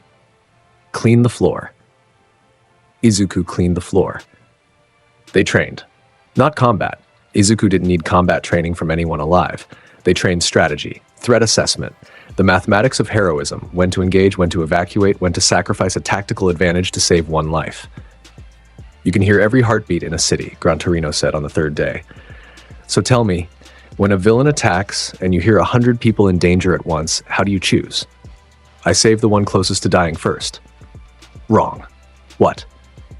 You save the one who's going to cause the most additional casualties if they die. A civilian is 1 life. A support column in a building is 50 lives. A bridge is 1,000. You don't save the person, you save the system. That's cold. That's math. And math saves more people than feelings do. Gran Torino took a bite of taiyaki. You already have the power. What you need is the framework to use it without burning out. Because I've seen powerful people, kid. I trained the most powerful. And the thing that breaks them isn't the villains. It's the weight. The constant crushing weight of being the one everyone looks to. Izuku was quiet. He thought about the heartbeats. The ones that stopped. How did All Might handle it? He asked. He smiled. Gran Torino said, even when it was killing him, he smiled so nobody else had to be afraid. The old man looked at Izuku. You don't have to do it his way. Find your own. But find something, kid. Because the world is going to lean on you, and you need to be able to hold it up without breaking. The internship lasted a week. It was the most important week of Izuku Midoriya's life, and then Hosu City burned. The alert came through every hero's communication channel at once. Multiple villain sightings, Nomu, 3 of them deployed in the commercial district. Buildings on fire, civilians trapped. The hero killer Stain spotted in the area. Izuku was with Gran Torino on a train headed back to Musatafu when the alert started blaring. Through the window, he could see the glow of fires on the horizon, and through his mantra he felt something worse. Ida's heartbeat. Distant, in Hosu, racing. Not with fear, with rage. The kind of rage that narrows your vision and dulls your survival instincts and sends you running toward the thing that's going to kill you instead of away from it. Ida's brother, Tensei Ida, the hero Ingenium, had been attacked by the hero killer 3 days ago, paralyzed. Career ended. Ida had been quiet since the news. Too quiet. The kind of quiet that meant the noise was all internal, and now Ida was in Hosu, where Stain was. Ida, Izuku said. He stood up. Gran Torino looked at him. What? My friend is in Hosu. He's going after Stain. The hero killer, your friend is going after. But Izuku was already gone. A bolt of lightning tore through the train's roof, arced across the sky, and vanished into the burning city. The alley was narrow and dark and smelled like blood. Tenya Ida lay on the ground, his left arm slashed, his engine calves damaged. His hero costume was torn. Blood pooled beneath him, black in the dim light. Next to him was Native, a pro-hero, also down, also bleeding. And standing over both of them, blade in hand, was Stain, the hero killer. He was lean and scarred, and his eyes burned with the fervor of absolute conviction. His bandaged face, his tattered red scarf, the collection of blades strapped to his body, each one taken from a hero he'd killed. He stood over Ida the way a priest stands over a sinner, with judgment, with certainty, with the unshakable belief that what he was doing was righteous. Fake heroes, Stain said, looking down at Ida. You don't fight for the people. You fight for the name, for the glory, for the legacy your brother left. He raised his blade. You are everything wrong with this society. Ida stared up at him, defiant, terrified, bleeding. I'll kill you, Ida said. His voice shook. For what you did to my brother, your brother was the closest thing to a real hero I've met in years, Stain said. He didn't deserve what I did, but the world needed to see that even the best of them can fall. That's the lesson. He brought the blade down. Lightning dot, a bolt struck the alley between Stain and Ida. Not from the sky, from the street. A streak of blue-gold electricity that hit the ground and erupted upward, scattering sparks and ozone, and when the light faded, Izuku Midoriya stood between them. His back was to Ida. His staff was in his hand. His eyes glowed in the dark. Stain's blade had stopped 6 inches from Ida's throat. Not because Stain had hesitated, because a hand made of lightning had caught the blade, and the metal was glowing orange where it touched Izuku's fingers. That's enough, Izuku said. Stain pulled the blade back. It was warped. The heat from Izuku's grip had bent the metal. Stain looked at it, then at Izuku, and his expression shifted from surprise to interest to something deeper, recognition. "You're the boy from the sports festival," Stain said. "The lightning." He tilted his head, studying Izuku the way a predator studies another predator. "You have the power of a god." "I have a quirk," Izuku said. "Don't be modest. I've killed 31 pro heroes. I've studied power my entire life. What you have is beyond quirks. Beyond mutations." Stain's eyes were bright, almost reverent. "But power means nothing without conviction. So I'll ask you once, are you a real hero?" "I'm not interested in your criteria," Izuku said. "Step away from my friend." Stain smiled. It was an ugly thing, all teeth and ideology. "Let's find out." He moved, fast, genuinely, terrifyingly fast. Stain was a combat specialist who had killed heroes with decades of experience. His speed was real, his technique was flawless. The blade came in low, targeting the femoral artery, a killing stroke from someone who knew exactly where to cut.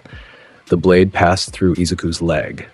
Stain's eyes widened for a fraction of a second before he adjusted, rolling away, creating distance.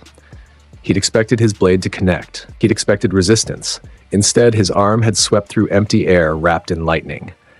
He threw knives, 3 of them in rapid succession, targeting Izuku's hands, throat, and chest. Izuku's mantra read the trajectory of each knife before Stain's fingers released them. His body flickered, intangible for the chest and throat strikes, tangible for the hand strike, which he caught between 2 fingers and superheated until the metal dripped. "Your blood quirk," Izuku said. "You need to ingest someone's blood to paralyze them. That's why you use blades. You need to draw blood." Stain stopped. "You can't draw blood from lightning," Izuku said. "Your entire fighting style depends on an opening that doesn't exist here." The hero killer looked at the boy in front of him, 15 years old, made of lightning, immune to every tool in his arsenal. Stain had fought dozens of heroes. He had killed the strong ones, humiliated the weak ones, and walked away from every encounter with the confirmation that his ideology was correct, that true heroism was rare, and the rest were pretenders. But this boy heard every heartbeat in the city. This boy had dropped out of the sky in the middle of a war zone to save a friend in an alley. This boy's body was untouchable, his power was absolute, and his eyes held the same fire that Stain had only ever seen in one other person, All Might. "You have his eyes," Stain said softly, not angry, almost awed. "The real thing, the genuine fire." He readied his blade. "But can you fight? Not just overpower. Fight." He charged. Izuku met him. Staff against sword, metal against metal. Stain was fast and trained and lethal, and every swing came with killing intent that most teenagers would have crumbled under. But Izuku's mantra tracked every twitch of Stain's muscles, every shift in his balance, every micro-expression that telegraphed the next strike. And Izuku's staff was superheated. Every blade Stain swung melted on contact. The katana's edge warped and dripped after 2 parries. A backup knife shattered from thermal stress after 1 block. Stain cycled through 4 weapons in 30 seconds, and each one was destroyed the moment it touched Izuku's staff. They fought through the alley, across walls, over rooftops. Stain's parkour was extraordinary. He bounced between surfaces with the agility of a spider, creating angles and attack vectors that would have overwhelmed any normal fighter. Izuku kept pace. When Stain went high, Izuku was there. When Stain feinted left, Izuku was already blocking right. When Stain threw a flash bomb to create distance, Izuku's mantra tracked him through the darkness by his heartbeat. "You're reading me," Stain said mid-dodge. "Every move, before I make it." "Yes. How?" "Your heart tells me, your muscles tell me, every electrical impulse in your nervous system tells me what you're going to do before the signal reaches your limbs." Izuku pressed forward, staff sweeping. "You are fighting me, but I am fighting the version of you that exists 1 second in the future." Stain's last blade broke. He stood on a rooftop, weaponless, bloodied, breathing hard. Izuku stood across from him, untouched. Not a scratch, not a mark, not a single hair out of place. The hero killer, the man who had terrorized the hero world for years, who had killed dozens and wounded hundreds, who had made the streets of Japan run red with the blood of those he deemed unworthy, looked at Izuku Midoriya and understood something with perfect, crystalline clarity. He could not win this fight, not because he was weak, but because the gap between them was the gap between human and natural disaster. Stain said, and he meant it. No irony, no qualification. You are what All Might was supposed to be. What all of them were supposed to be. I'm just a kid who hears too much, Izuku said, and I'm tired of hearing people suffer. He pointed his palm at Stain. Divine punishment. A controlled bolt of lightning struck Stain dead center. Precise, contained, enough voltage to shut down his nervous system and drop him unconscious without killing him. Stain's body seized and fell. He hit the rooftop and didn't move. Izuku was already moving. He dropped back into the alley. Ida was still on the ground, native beside him, both bleeding. Izuku knelt beside Ida first, pressed his hand to the deepest wound and sent a low-frequency current through the tissue, cauterizing the cut, stopping the bleeding. He did the same for native. It wasn't healing. It was field medicine. It was a boy using the power of a thunderstorm to seal wounds in a dark alley while his friend cried. Izuku, Ida whispered. His eyes were wet. His voice was broken. I came here for revenge. I wanted to kill him for what he did to Tensei. I know, Izuku said. I almost died. I know. You saved me. Izuku looked at him. In the dim light of the alley, his eyes still glowed faintly. The only light source, the only warmth. That's what I do, Ida. I hear the heartbeat change, and I come.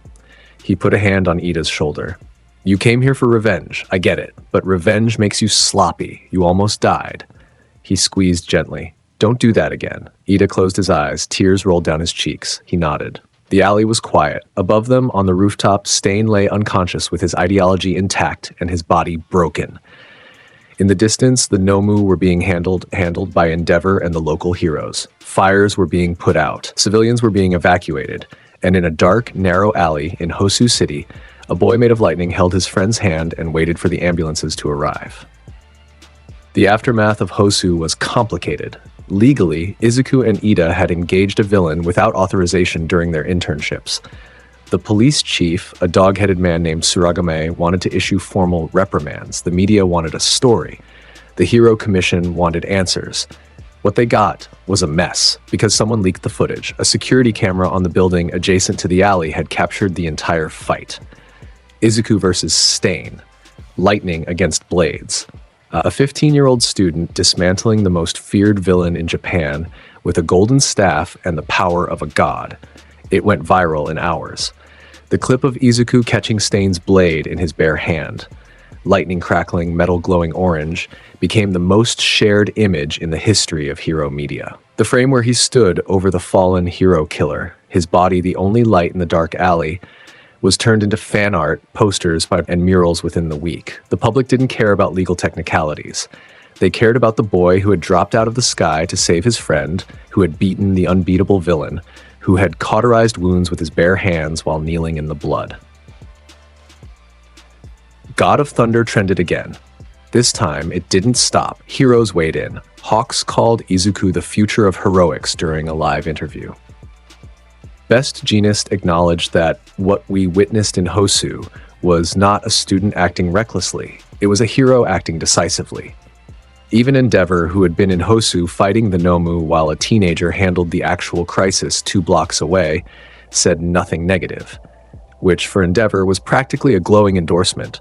The Hero Commission quietly dropped the reprimand. They couldn't reprimand a boy the entire country was calling a hero. The optics would have been devastating. Stain was imprisoned. Maximum security. Quirk-suppressing restraints. During transport, he regained consciousness briefly, looked directly into the camera of the transport vehicle, and said 2 words, "Real hero." The video leaked. Of course it did.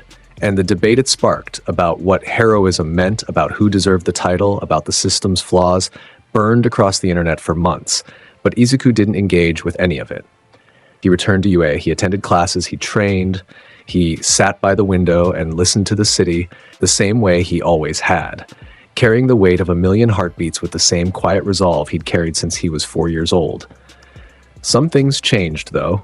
Ida changed. He was quieter after Hosu, more thoughtful. The rigid, by-the-book intensity was still there, but it had softened around the edges. He spent more time listening, less time lecturing. He apologized to the class for his absence, explaining where he'd been and why, and then he apologized to Izuku personally, in the hallway after class, with a formality that was pure Ida and an emotion that was something newer.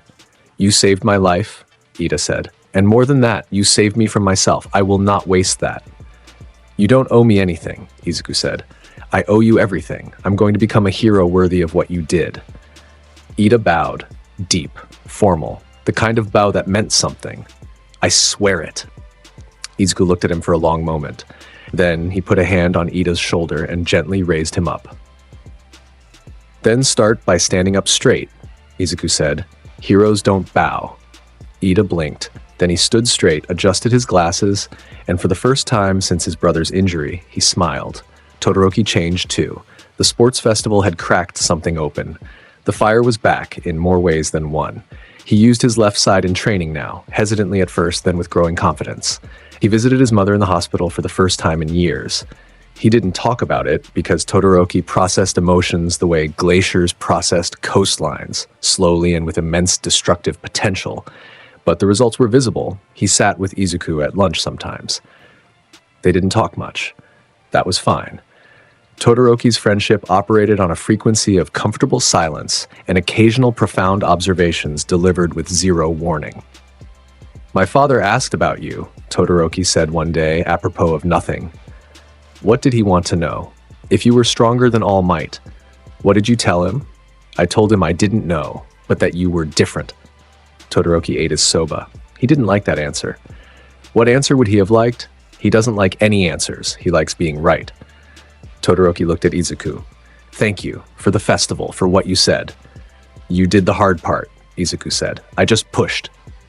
You pushed me off a cliff. And you flew. Todoroki considered this.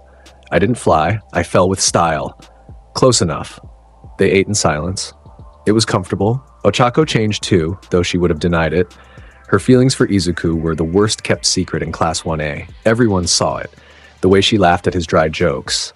The way she stood closer to him than anyone else. The way her face flushed when he smiled. Actually smiled. The rare, real ones that reached his eyes. She asked him once, late in the evening after a training session, while they were sitting on the steps outside the dorm, "Does it ever get quiet? The mantra thing?" "Never," he said. "How do you sleep?" "I don't, mostly. 4 hours. Sometimes 3. The rest of the time I just listen." "That sounds lonely."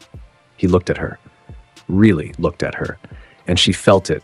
Felt his awareness touch her like warmth, like sunlight through a window. He was reading her heartbeat, her emotions, the electromagnetic signature of her nervous system. He was seeing her in a way that no one else on the planet could. "It used to be," he said. "It's getting better." The moment hung in the air between them. Ochako's heartbeat, which Izuku could hear perfectly, was doing something irregular.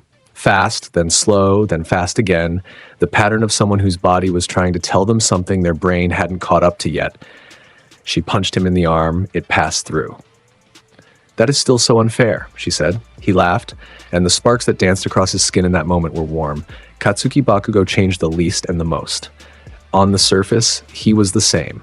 Loud, aggressive, competitive to the point of violence. He still snapped at classmates, still trained like the apocalypse was on a deadline, still wore his anger like armor. But underneath, and Izuku was the only one who could feel it, something had shifted. The hatred was still there. The driving, burning need to be the best, to prove himself, to stand at the top. But it had changed shape. Before the sports festival, it had been directed outward, at Izuku, at the world, at anyone who dared suggest he wasn't number one. Now it turned inward. Katsuki trained harder than anyone in the class, twice-a-day sessions, early morning, late night. He pushed his quirk to its limits and beyond, finding new applications, new concentrations, new ways to channel his explosions that nobody had seen before. He didn't talk to Izuku about it. That wasn't their relationship. But one evening in the gym, they ended up training at the same time. Katsuki was doing combat drills against a training dummy, rapid-fire explosions, sweat soaking through his shirt. Izuku walked past him toward the door. "Midoriya," Katsuki said. He didn't turn around. Izuku stopped. "I'm going to surpass you." Flat. Certain. No anger. Just intent. "I told you at the assessment," Izuku said. "Good luck." "I don't need luck." "I know. That's why I said it, because you'll need something, and luck is the kindest option." Katsuki's jaw clenched, but he didn't explode, didn't shout, didn't attack. He just turned back to the training dummy and hit it so hard, the concrete wall behind it cracked. Progress. The months rolled forward, training camps, practical exams, the machinery of UA grinding towards something bigger, something darker on the horizon. Izuku felt it before anyone else. Of course he did. Through mantra, the mood of the city was shifting. Fear was increasing. Not dramatically, not the kind of spike that comes from a single event. A slow, creeping elevation, like the tide coming in. People were more anxious, more watchful. The undercurrent of safety that All Might's presence had maintained for decades was eroding, and Izuku could feel it in every heartbeat. Something was coming, he told Aizawa. Aizawa told Nezu. Nezu set his tea down and looked out his window at the city below with the expression of someone who had already been thinking the same thing. The League of Villains has been quiet since the USJ and Hosu, Nezu said. Quiet is rarely a good sign. They're building, Izuku said. The heartbeats I feel in the Undercity are changing. More fear, more anger, more desperation. Someone is recruiting. Can you pinpoint them? Not the leaders, they're outside my range, or they're shielded, but the foot soldiers, the low-level criminals being pulled into the organization, I can feel them. There are more every week. Nezu tapped his desk. You understand that what you're describing, mass emotional surveillance of a city's population, raises significant ethical questions. I don't read thoughts, Izuku said. I feel states, fear, calm, pain, joy. I can't hear what people think. I can only hear what they feel. And what does the city feel right now? Izuku closed his eyes. He opened his mantra wide, not the focused beam he usually maintained, but the full scope, the entire range, every living thing in Musutafu hitting his senses at once. Afraid, he said. The city is afraid, and it doesn't know why yet. Nezu nodded slowly. Then we prepare. They prepared. But preparation, as any hero will tell you, is just the thing you do to feel better about the chaos that's coming regardless. The training camp in the mountains was supposed to be a safe space, remote, secure, a controlled environment where students could push their quirks under the supervision of the wild pussycats. Izuku knew it was compromised before they arrived. He felt them. In the forest, 6 heartbeats that didn't belong. Hidden among the trees like wolves in the underbrush, their emotional signatures dark and twisted and burning with purpose, he told Aizawa on the bus.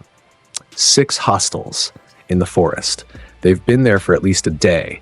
Their body chemistry suggests sleep deprivation and stimulant use. You're sure? I can hear their heartbeats, Sensei. One of them has an irregular rhythm, probably injured. Another is calm to the point of abnormality, which means either extreme training or a quirk that suppresses emotional response. Aizawa looked at him, then he pulled out his phone and began making calls. The ambush was supposed to be a surprise. The Vanguard Action Squad, the League of Villains elite strike team, had planned a midnight attack. Gas, fire, confusion. They were going to isolate the students, capture key targets, and disappear before the heroes could respond.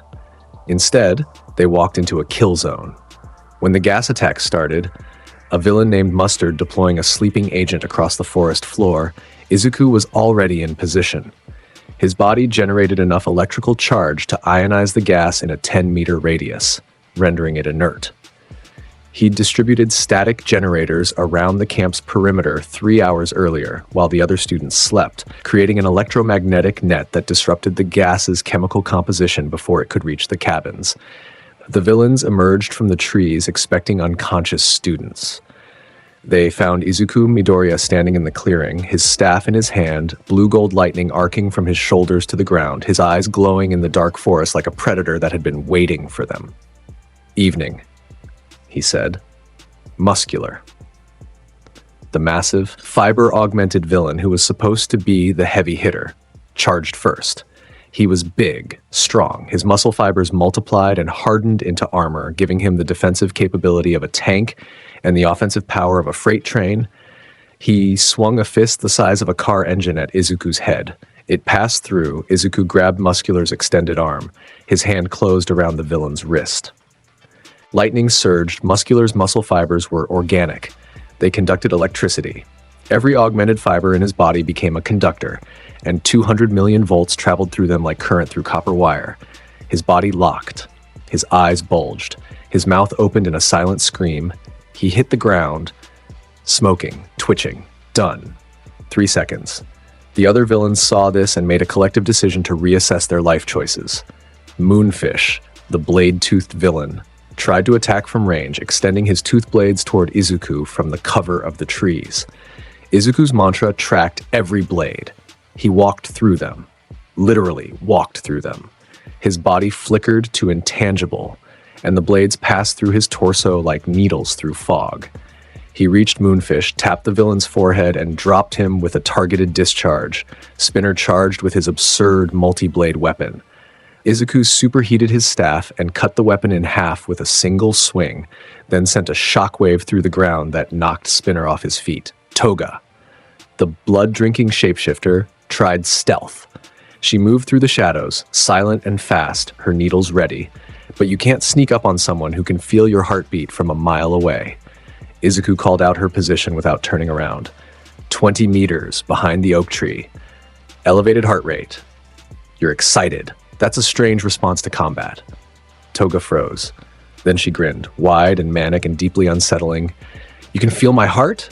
That's so romantic. It's really not, Izuku said. He sent a bolt that hit the tree behind her, splitting it in half. She dodged, barely, and retreated into the forest. Dabi was the last one standing. Blue flames. Hot, hotter than normal fire. He squared up against Izuku from across the clearing, flames crackling along his scarred arms. Lightning versus fire, Dabi said. He smiled. It was a broken thing. Let's see who burns brighter. He unleashed a wave of blue flame. It roared across the clearing, consuming oxygen, turning the air itself into fuel. The heat was extreme, enough to melt stone, enough to reduce a normal person to ash. Izuku walked through it. His body was lightning. Lightning was plasma. Plasma existed at temperatures that made Dabi's blue fire look like a birthday candle. The flames parted around him, flowing past his electromagnetic field, unable to touch a body that burned hotter than anything Dabi could produce. He emerged from the firestorm and stood in front of Dabi. Your flames are hot, Izuku said, but lightning burns at 30,000 kelvins. He tilted his head. You know what 30,000 kelvins is? Dabi's smile faltered. It's the temperature at which fire realizes it's outclassed. He flicked his finger. A single bolt hit Dabi's chest and sent him flying backward into a tree, so hard the trunk splintered. Dabi slumped to the ground, unconscious, his flames guttering out. The clearing was quiet. 6 villains, all down. The battle had lasted less than 2 minutes. The other students emerged from the cabins, having been woken by the noise. They found Izuku standing in the clearing, surrounded by unconscious villains, his staff resting on his shoulder, small sparks dancing in the pre-dawn darkness. Did we miss something? Kirishima asked, rubbing his eyes. Nothing important, Izuku said. Are those the villains? Mina pointed at Muscular, whose body was still twitching with residual electricity. They were. You took them all out by yourself? They attacked the camp. I was up, he shrugged. Seemed efficient. The class processed this. Kaminari was the first to speak. Bro, do you ever sleep? Rarely. That explains so much. By the time the pro heroes arrived, again, the situation was handled. Again. The Pussycats secured the villains. Aizawa confirmed the student headcount. All present. All safe. All completely unharmed. The only damage was to the clearing, and which looked like a lightning storm had argued with a forest fire, and both had lost. The world was accelerating. After the training camp, after the exposure of the League's growing reach, after the public began to realize that the era of peace All Might had built was developing cracks, things moved fast. All Might's final battle happened 3 months later. Izuku felt it from across the city. The clash of two forces so massive that their electromagnetic signatures distorted the mantra like an earthquake distorts a seismograph. All Might versus All for One. The symbol of peace versus the embodiment of everything dark in the hero world. It was broadcast live. Every screen, every phone. The whole country watching the pillar of dust and fire that rose from Kamino Ward. Izuku watched from the UA rooftop. His classmates were around him. Some watching screens, some staring at the horizon where the battle raged. Ochako stood beside him, Ida behind. Todoroki to his left. Even Katsuki was there, fists clenched, jaw tight, watching the sky change color. Izuku's mantra was wide open. He felt All Might's heartbeat. The hero's body was failing. The physical damage, accumulated over years of being the wall between humanity and destruction, was catching up. His strength was leaving him. His time was running out. But the punch that ended it, the United States of Smash, the final blow of the greatest hero who ever lived, landed with a force that Izuku felt in his bones from 12 kilometers away. A shockwave of willpower and sacrifice and love that rippled through the electromagnetic spectrum like a spoken prayer. All for one fell. All Might stood, skeletal, smoking. His muscle form gone, the secret the world had never known, revealed to every camera, every screen, every person watching. He pointed at the camera, at the world, at the future. "You're next," he said. And Izuku Midoriya, standing on a rooftop in the fading light, felt the weight of those words settle onto his shoulders like a mantle being passed. He didn't stumble under it. He'd been carrying weight since he was 4 years old. This was just more of the same, more heartbeats to protect, more suffering to hear, more responsibility to hold. He closed his eyes, he opened his mantra. The city bloomed in his awareness. 8 million heartbeats. Fear, uncertainty, grief. The people of Japan watching their symbol crumble on live television, realizing that the safety net they'd taken for granted was gone. "I hear you," Izuku whispered. So quiet that only Ochako, standing right beside him, heard it. "Everyone?" she asked. "Everyone." She reached for his hand, stopped, reached again. Her fingers found his. Lightning tingled against her skin, warm, gentle, controlled. He didn't pull away. "Then we'd better get to work," she said. Izuku looked at her. At the city. At the world that was about to change. "Yeah," he said, and the lightning in his veins hummed with promise. Here's the thing about Izuku Midoriya that the world was still figuring out. He wasn't the next All Might. He wasn't a replacement, a successor, a new version of an old model. He was something else entirely. All Might had been a pillar, singular, immovable, a fixed point of hope that the world could orbit. Izuku was a storm. Storms don't stand still. They move, they cover ground. They're everywhere at once, touching everything, impossible to contain or predict. You can't lean on a storm. You can't pin your hopes on it the way you pin them on a mountain. A storm is wild and terrifying and beautiful, and it changes the landscape every time it passes through. The months after All Might's retirement proved this. Crime spiked. It always does when the thing holding society together weakens. Villains who had been hiding emerged, small-timers got bold. The established hero agencies scrambled to cover the gaps. And Izuku moved. He was still a student, still attending classes, still training, still doing homework. But at night, when the city went dark and the heartbeats changed, when fear crept in and pain spiked and the people of Musutafu needed someone, lightning streaked across the sky. He was unofficial, unlicensed, technically breaking several laws. He didn't care. A mugging in Ward 7, he was there in 2 seconds. A flash of blue light in the alley, and the mugger found himself suddenly unable to move, every muscle locked, his victim staring at the green-haired teenager who had appeared from nowhere and disappeared the same way. A fire in an apartment complex.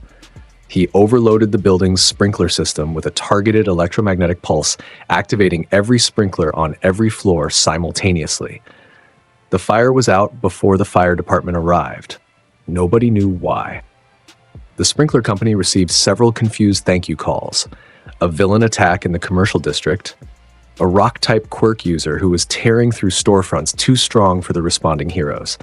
Izuku dropped from the sky like judgment. One strike. The villain's rock armor shattered under the thermal stress of 200 million volts. The police arrived to find the villain unconscious in a crater, steaming gently. He was becoming a legend. Not the way All Might had, through public appearances and media management and the careful cultivation of a symbol. Izuku's legend grew like wildfire, whispered about in alleys and forums. There's a kid, Lightning. He shows up before the cops do, before the heroes do.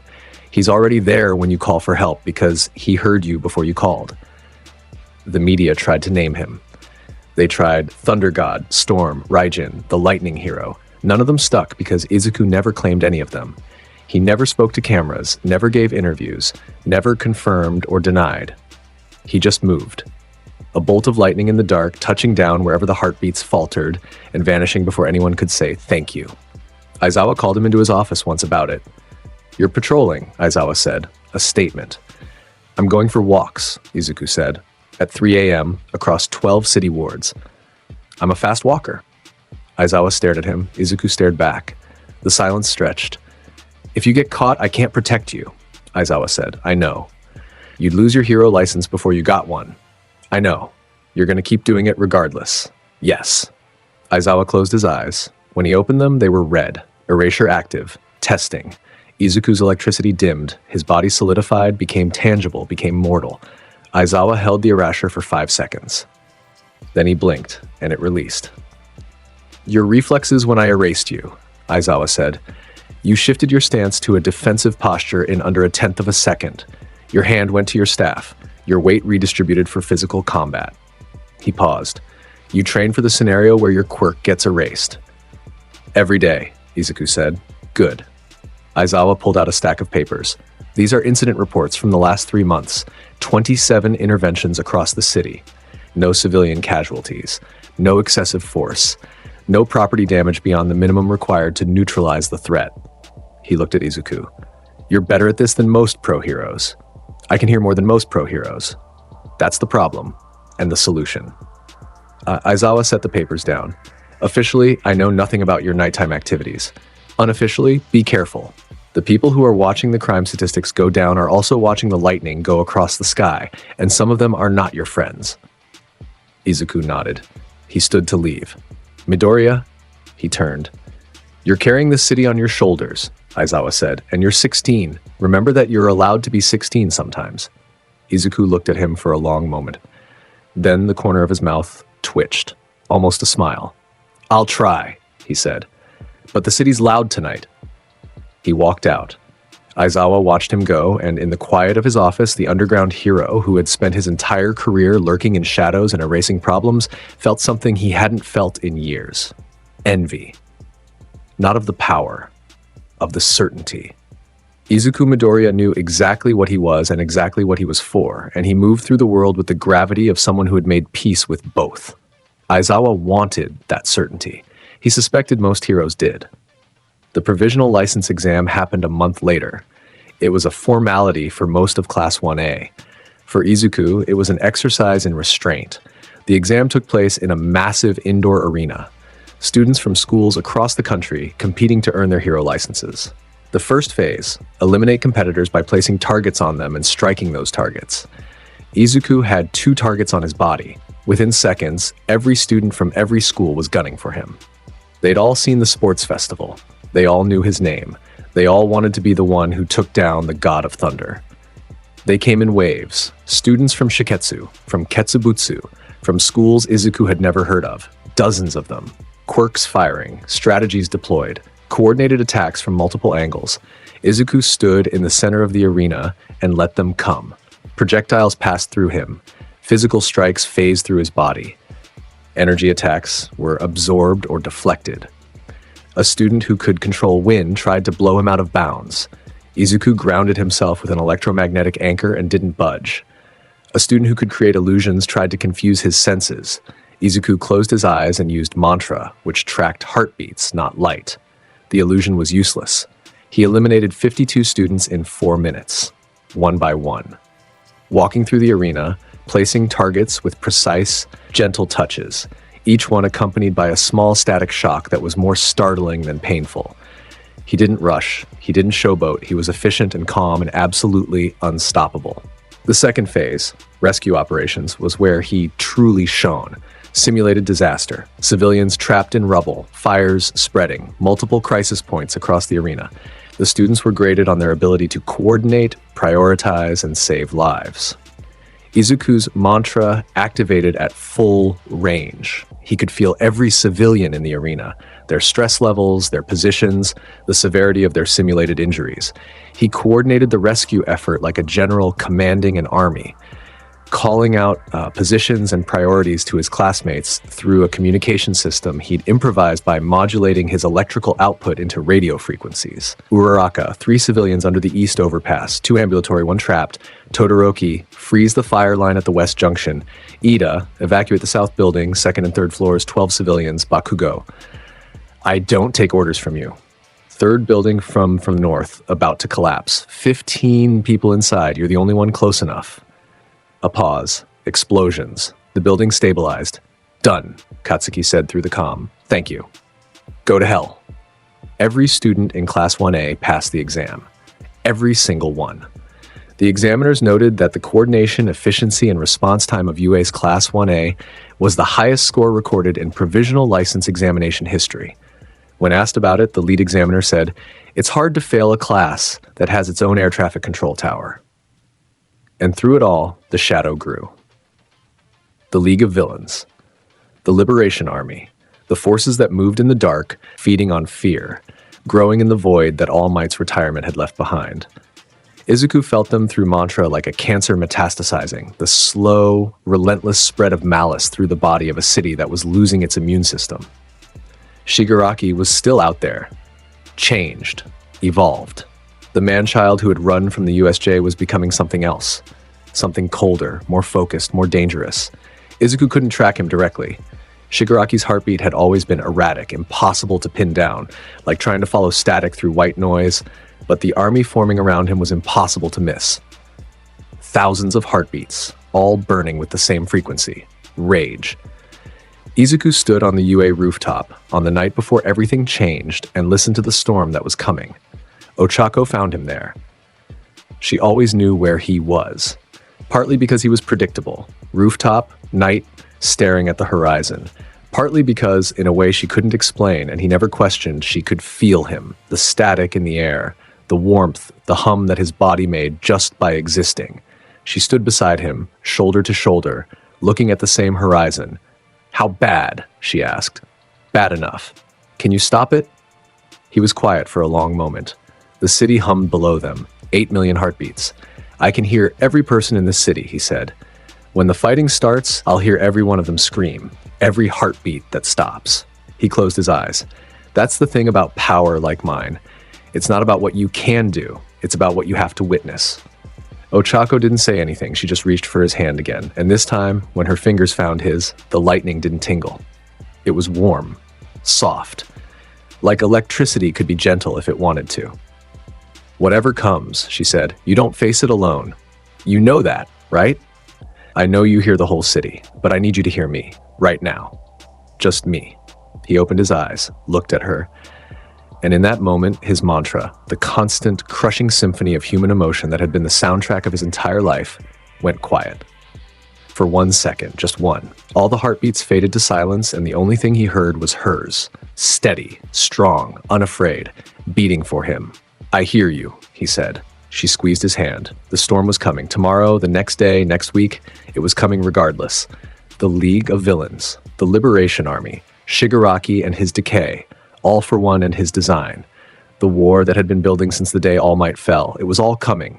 But tonight, on a rooftop under the stars, with the weight of a city on his shoulders and a girl's hand in his, Izuku Midoriya stood still. And the lightning that lived inside him, the blue-gold fire that had burned since the day a 4-year-old boy looked down at his own chest and understood he was something else entirely, pulsed. Once. Warm. Quiet. At peace. Tomorrow, the storm would rage. But the storm was him, and he had never, ever been afraid of lightning. Izuku Midoriya was born in a world that divided people into those with power and those without. For 4 years, the world assumed he was without. Then an explosion hit his chest and passed through, and the world discovered that it had been wrong about everything.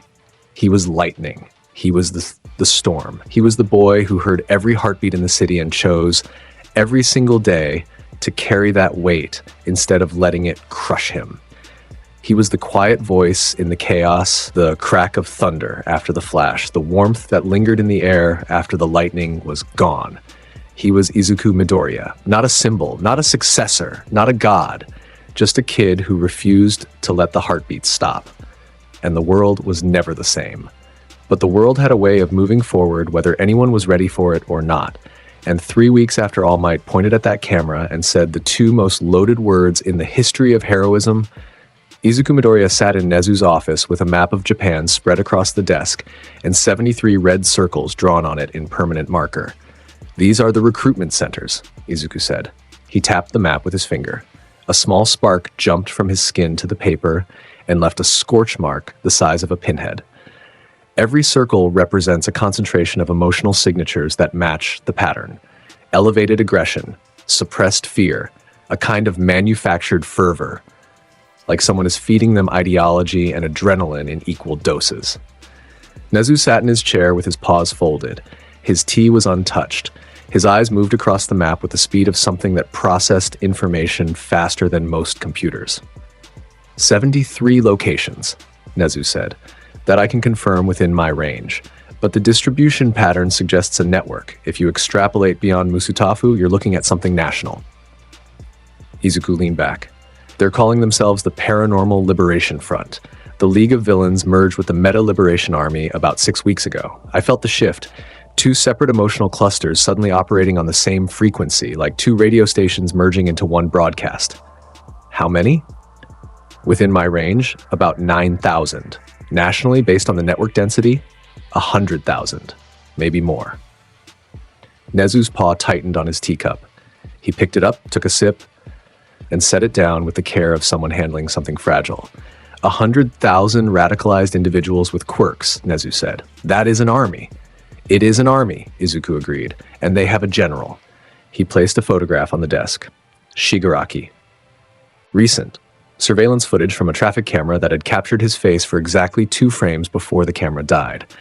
The image was grainy, distorted, but the hands, the severed hands that covered his body like armor, were unmistakable. Shigaraki has been off the grid for months, Izuku said. His heartbeat disappeared from my range about 8 weeks ago. Either he's outside the city, or someone is shielding him electromagnetically. Or both. But the army is still here. They're embedded in the city. In the infrastructure. Some of them have jobs, civilian covers. They go to work, come home, and attend liberation meetings in basements and abandoned buildings. Their emotional signatures spike every 3 days, which suggests a regular meeting schedule. Nezu studied the map. His tail twitched once.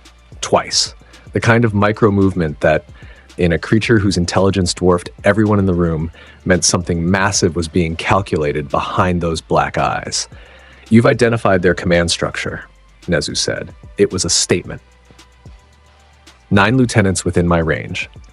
Each one manages between 500 and 2,000 members. They communicate through encrypted channels, but the encryption runs on electronic signals, and electronic signals are just electricity wearing a disguise. Izuku paused. I can read them.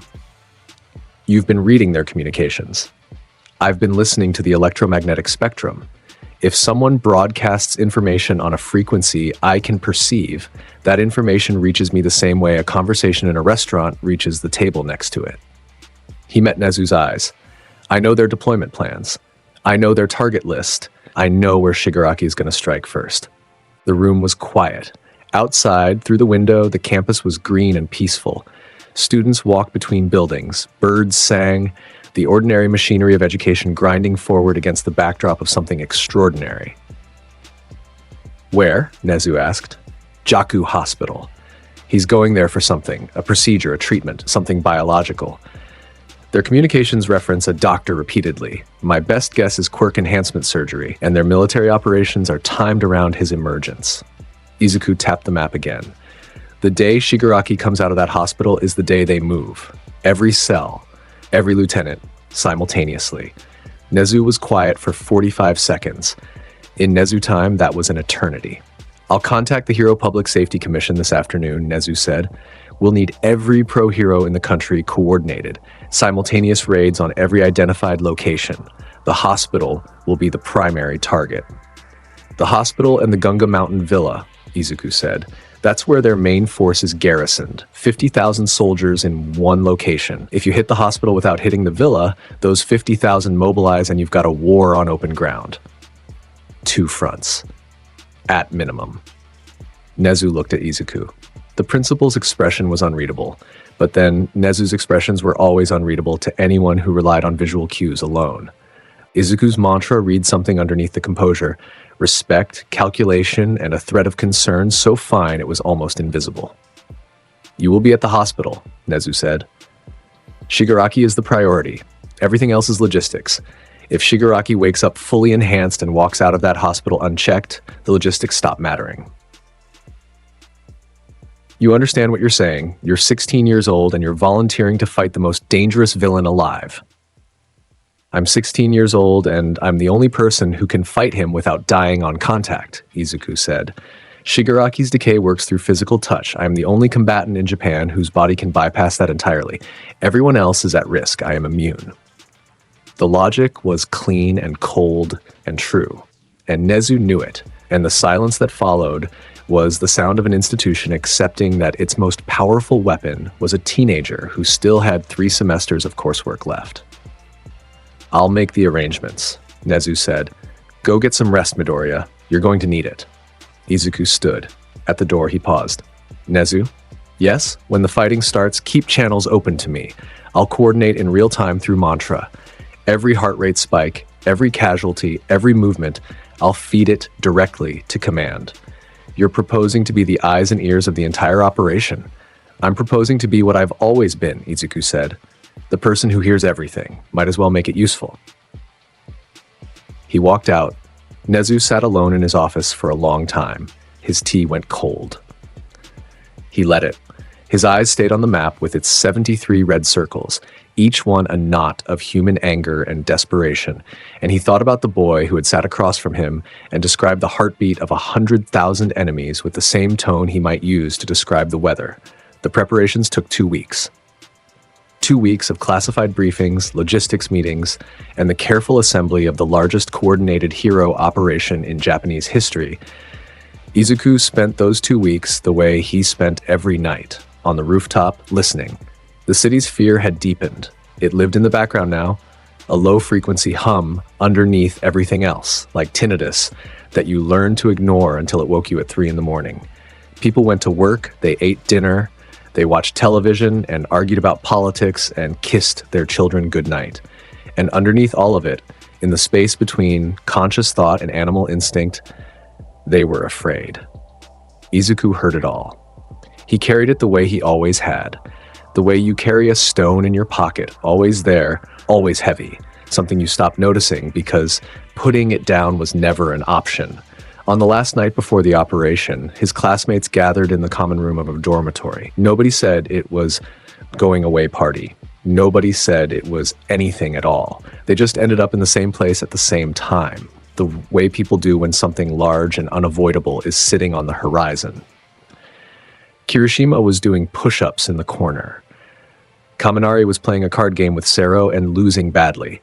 Mina had music playing from her phone, something upbeat and aggressively cheerful, as if volume could fill the silence. Momo was reading, or pretending to. Her eyes stayed on the same page for 20 minutes. Ida sat on the couch with his hands on his knees, spine straight, jaw set. The engine exhausts on his calves were polished. His costume was pressed. He looked like a soldier who had been ready for hours and was now just waiting for the clock to catch up. Todoroki was by the window. Left side warm, right side cold. The perpetual war inside him reflected on his skin, half fog, half heat shimmer. He watched the sky with the patience of someone who had been watching skies for years and finding them empty. Katsuki was in the kitchen, eating rice with the focused intensity of a man fueling a machine. He said nothing to anyone.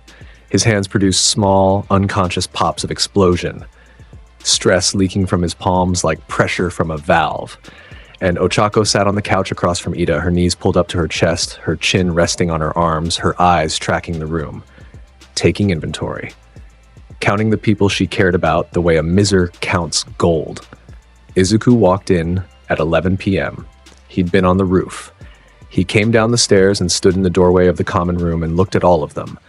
These 20 people he'd spent a year with, who he'd trained with and fought beside and laughed with and carried in his mantra every single night. And for one moment, the constant hum of the city faded and all he heard was them. 20 heartbeats. Steady, scared, brave. Hey, he said. The room looked at him. The conversation paused. The music played on, too cheerful for the moment. Tomorrow's going to be long, Izuku said. Get some sleep. Are you going to sleep? Ochako asked. She already knew the answer. Probably not. Then I'm staying up too. Me too, Kirishima said, mid-push-up. Sleep is for people who aren't about to fight an army. You should absolutely sleep if you're about to fight an army, Ida said. Rest is critical for... Ida, we know. You've told us multiple times. Because it's important. The room laughed. Light. Brief. The kind of laugh that happens when people are scared and need to hear themselves sound normal. Katsuki finished his rice. He stood up. He walked toward the stairs without looking at anyone. At the doorway, he passed Izuku. They were close enough to touch. Neither of them did. "Don't die tomorrow," Katsuki said. He kept walking. "You either," Izuku said to his back. Katsuki's hand crackled once. Then he was gone, up the stairs, and the common room settled back into its anxious quiet. Izuku sat down, next to Ochako, close enough that the static charge from his body made her hair float slightly. She leaned against his shoulder. He let her. Nobody mentioned it. Nobody needed to. Some things just happened in the space between what people said and what they meant, and the warmth of two bodies pressed together on a couch at midnight was one of them. The hours passed. One by one, students drifted upstairs. Kirishima at midnight. Kaminari and Sero at 1. Momo at 1:30, leaving her book on the coffee table with a bookmark she'd placed 3 pages past where she'd actually read. Mina at 2, turning off her music with a quiet, night, everyone. That sounded more fragile than she probably intended. Ida lasted until 3. He stood, stretched, adjusted his glasses, and looked at Izuku. "Tomorrow," Ida said. "We fight well." "We fight well," Izuku agreed. Ida nodded. He walked to the stairs, paused, turned back. "Izuku. First name. That was rare. That was significant. Thank you," Ida said, "for Hosu, for everything since. I want you to know that whatever happens tomorrow, I am here because of what you showed me a hero should be." Izuku looked at him. "You were always going to be here, Ida. I just got loud about it." Ida smiled, small and genuine and full of the kind of emotion that Tenya Ida usually locked behind formality like a door with 7 bolts. Then he went upstairs. Todoroki was next. He didn't say anything. He just stood, walked past the couch, and as he passed Izuku, his left hand, the fireside, reached out and touched Izuku's shoulder. Just for a second. A warm palm on cold fabric. The kind of gesture that meant more from Shoto Todoroki than 1,000-word speech from anyone else. Then he was gone, and it was just Izuku and Ochako in the common room at 3:30 in the morning, the lights low, the building quiet, the city humming in the distance. "I can hear them getting ready," Izuku said. His eyes were closed. "The PLF, their heartbeats are changing. The night shift at the Gunga Villa, they're restless. More of them are awake than usual." "Do they know that we're coming?" Some of them suspect. Their fear spikes are irregular. Anxious, then calm, then anxious again. The pattern of people trying to convince themselves that everything is fine. Ochako was quiet for a moment. Her hand found his again. The static hummed between their fingers. Warm, gentle, the version of his power that existed only for her. "When it starts," she said, "promise me something. Depends on what it is. Promise me you'll come back." He opened his eyes, looked at her. She was close. Closer than she'd been a year ago when she'd stood at the gates of UA and felt her arm hair stand up. Her eyes were brown and fierce and wet and stubborn. "I'll come back," he said. "Say it like you mean it." "Ochako, I'm made of lightning. Lightning always comes back." Warned the stat. She hit him. Her fist passed through his shoulder. She made a sound that was half laugh and half something else. "I hate that," she said. "No, you don't." She rested her head against his shoulder again. Her heartbeat was the loudest thing in the room, louder than the city, louder than the PLF, louder than everything. He let it be. 4 a.m. arrived, the way inevitabilities always arrive. 1 second at a time until suddenly you're there and there's no going back. Izuku's phone buzzed. A message from Aizawa briefing in 20 minutes. "Bring your staff." He looked at Ochako. She was asleep against his shoulder. Her breathing was slow and deep and peaceful, and Izuku Midoriya, who could bring down storms and hear every heartbeat in a city and turn his body into pure electricity, spent 30 seconds just looking at her sleeping face and memorizing it. Then he stood up carefully, lowered her onto the couch, draped a blanket over her, and walked upstairs to get his staff. The briefing was held in UA's underground command center, a room that most students never saw and most teachers pretended was just a supply closet. Screens covered every wall. Communication consoles hummed. A holographic projection of the greater Musutafu region glowed blue in the center of the room. Nezu was there. Aizawa. All Might in his true form, skeletal, hollow-cheeked, but sitting upright with a focus in his sunken eyes that burned as bright as it had when he'd been the symbol of peace. Endeavor stood against the far wall, flames held to a minimum, his arms crossed, his presence filling the corner the way fire fills a room, by making everything else shrink. Hawks leaned against a console, feathers ruffled, his usual lazy smile replaced by something sharper. Edge-a-shot, Cementos, Midnight, Present Mic, 13 and students, selected ones, Class 1A and 1B's best. They filed in wearing their hero costumes, young faces in the blue light of the hologram, looking like exactly what they were, children walking into a war because the adults couldn't do it alone. Nezu stood on his desk. At 0500 hours, hero teams will simultaneously strike the Jaku Hospital Complex and the Gunga Mountain Villa, he said. His voice was calm, measured. The voice of someone who had calculated every outcome and was now walking the one with the best odds. These are the two primary strongholds of the Paranormal Liberation Front. The goal at Jaku is to secure or neutralize Tamura Shigaraki before he reaches full awakening. The goal at Gunga is to dismantle the PLF's military infrastructure and apprehend its leadership. He tapped the hologram. 2 locations lit up in red. The hospital team will be led by Endeavor with support from Mirko, Crust, and specialized hero units. Students assigned to hospital support will focus on civilian evacuation and perimeter security, he paused. Midoriya will operate independently at the hospital. His assignment is Shigaraki. Every eye in the room turned to Izuku. He stood near the back, his staff strapped to his back, his face still. The Villa team will be led by Edgeshot, Hawks, and the reinforced Hero Task Force. Their job is containment and mass suppression. Students assigned to the Villa will support hero teams and handle evacuation of surrounding civilian areas. Nezu looked at the room. 20 heroes, 40 students. The full weight of what was about to happen pressed down on all of them like gravity, increasing by a factor of 10. I will be blunt, Nezu said. The PLF has over 100,000 members. We have approximately 300 heroes and support personnel deploying today. The math is against us. What is in our favor is surprise, coordination, and capability. He looked at Izuku, and the fact that we have assets the enemy has never faced. One more thing, Izuku said. The room turned. He stepped forward, and the hologram's blue light played across his face. Gigantomachia. The room's mood dropped a full degree. The League's trump card from the old guard, a kaiju-class villain.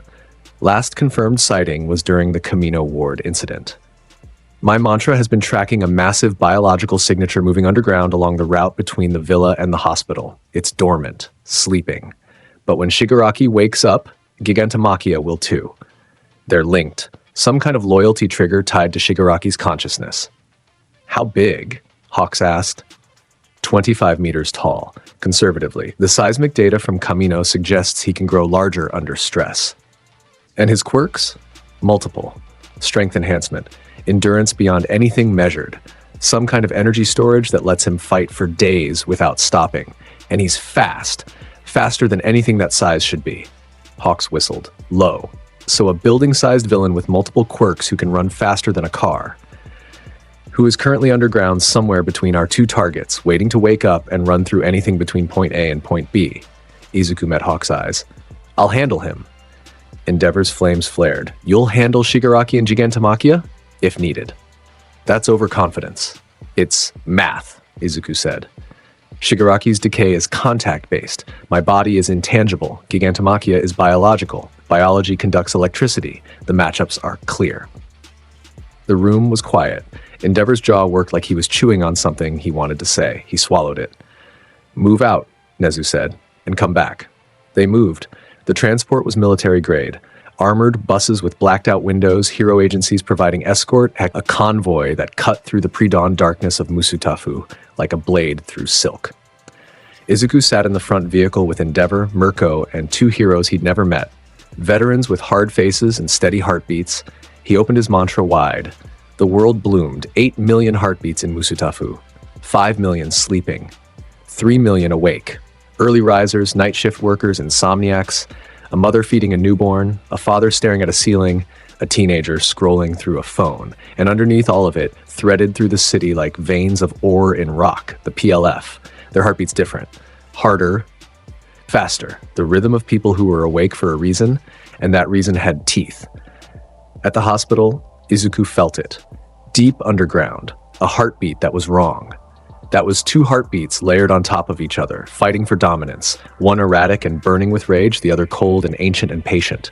Shigaraki. And something else inside him. Something that had been there since long before the surgery. All for one. Izuku closed his eyes, breathed, let the information sort itself the way water sorts through gravel, finding the channels, separating the noise from the signal. Shigaraki is underground, he said, basement level, 3 floors down. His vitals are unstable, elevated everything. They're still working on him. Mirko cracked her knuckles. She was built like a weapon with rabbit ears. All muscle, all ferocity, her red eyes bright with the promise of violence. Then let's crash the surgery. The procedure isn't complete, Izuku said. That's good for us. If we hit now, before he stabilizes, we catch him at his weakest. Weakest being relative, Endeavor said. Even incomplete, the reports suggest. I'll handle Shigaraki, Izuku said. The conversation was over. His tone closed it the way a door closes, firmly, with a click. Focus on the perimeter. The Nomu. What Nomu? There are at least 12 in the hospital. I can feel them. Their heartbeats are wrong, too slow, too regular, like something mechanical pretending to be alive. They're in containment now, but when the fighting starts, someone will release them. Mirko's grin widened. 12 Nomu? Now you're speaking my language. The convoy stopped. They were 3 blocks from the hospital. The sky was just starting to lighten, the faintest gray at the eastern edge of the horizon, the world holding its breath between night and day. Izuku stepped out. The cold air hit his skin and immediately warmed. His ambient charge heated the atmosphere around him, always, a permanent circle of warmth that followed him like a second shadow. He looked at the hospital, a large building, modern, clean, the kind of place that healed people. Today it was a fortress. He felt the defenses, electromagnetic jammers, amateur ones, broadcasting on frequencies that his mantra cut through like they were made of paper. Quirk-enhanced sentries on every floor. And below in the basement, the thing they were all here for. Command, Izuku said.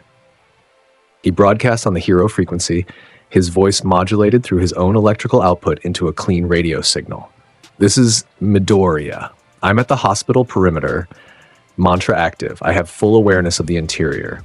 12 Nomu, 37 enemy combatants, 1 priority target in the sub-basement, and approximately 200 civilians in the upper floors. Confirmed, Nezu's voice came back. All teams are in position. Villa team reports ready. Hospital team reports ready. Gunga status? Hawks is inside. Deep cover. He'll initiate from within. Good. On your mark. A pause. 5 seconds. 10. The longest 10 seconds of the morning. All teams, execute. The world split open at the Gunga Mountain Villa. Hawks dropped his cover and attacked simultaneously from the inside. The heroes breached. The sky lit up with quirks.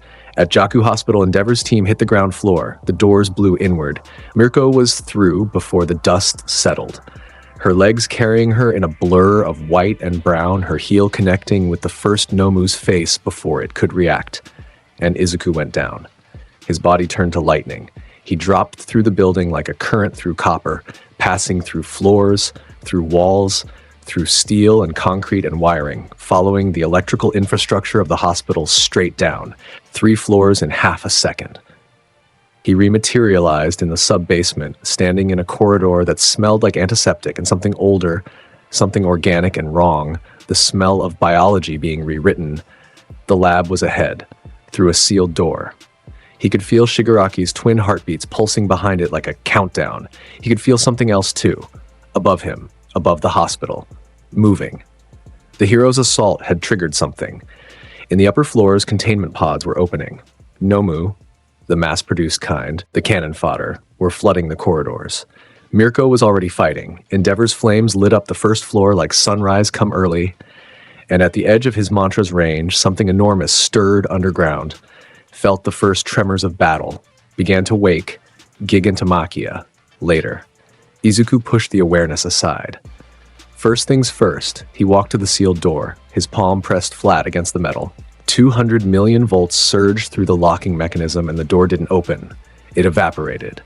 The steel sublimated, turning from solid to gas in a flash of white light, and Izuku walked through the doorway into a laboratory full of screens and tubes and the quiet hum of machines working to turn a broken man into something worse. The doctor was there. An old man, Daruma Ujiko, Izuku's mantra confirmed.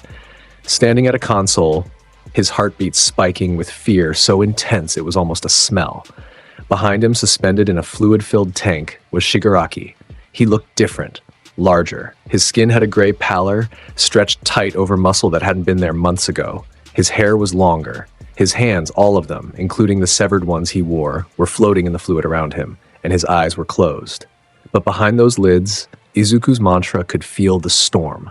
2 heartbeats, 2 wills, both furious. "Step away from the console," Izuku said. The doctor turned, his eyes went wide behind his goggles. How did you get the defenses?" "I walked through them." "Step away." "You can't, he's at 75% completion." "If you interrupt the procedure, then he wakes up at 75% instead of 100. I'll take those odds." Izuku moved forward. The doctor scrambled backward, knocking over a tray of instruments. Behind him, the tank hummed, and Shigaraki's eyes opened. Red. Bloodshot. 2 colors fighting for dominance in the same iris. A muddy crimson that was Shigaraki's own and a deeper, older darkness underneath that belonged to something else. His mouth moved behind the glass. Bubbles rose.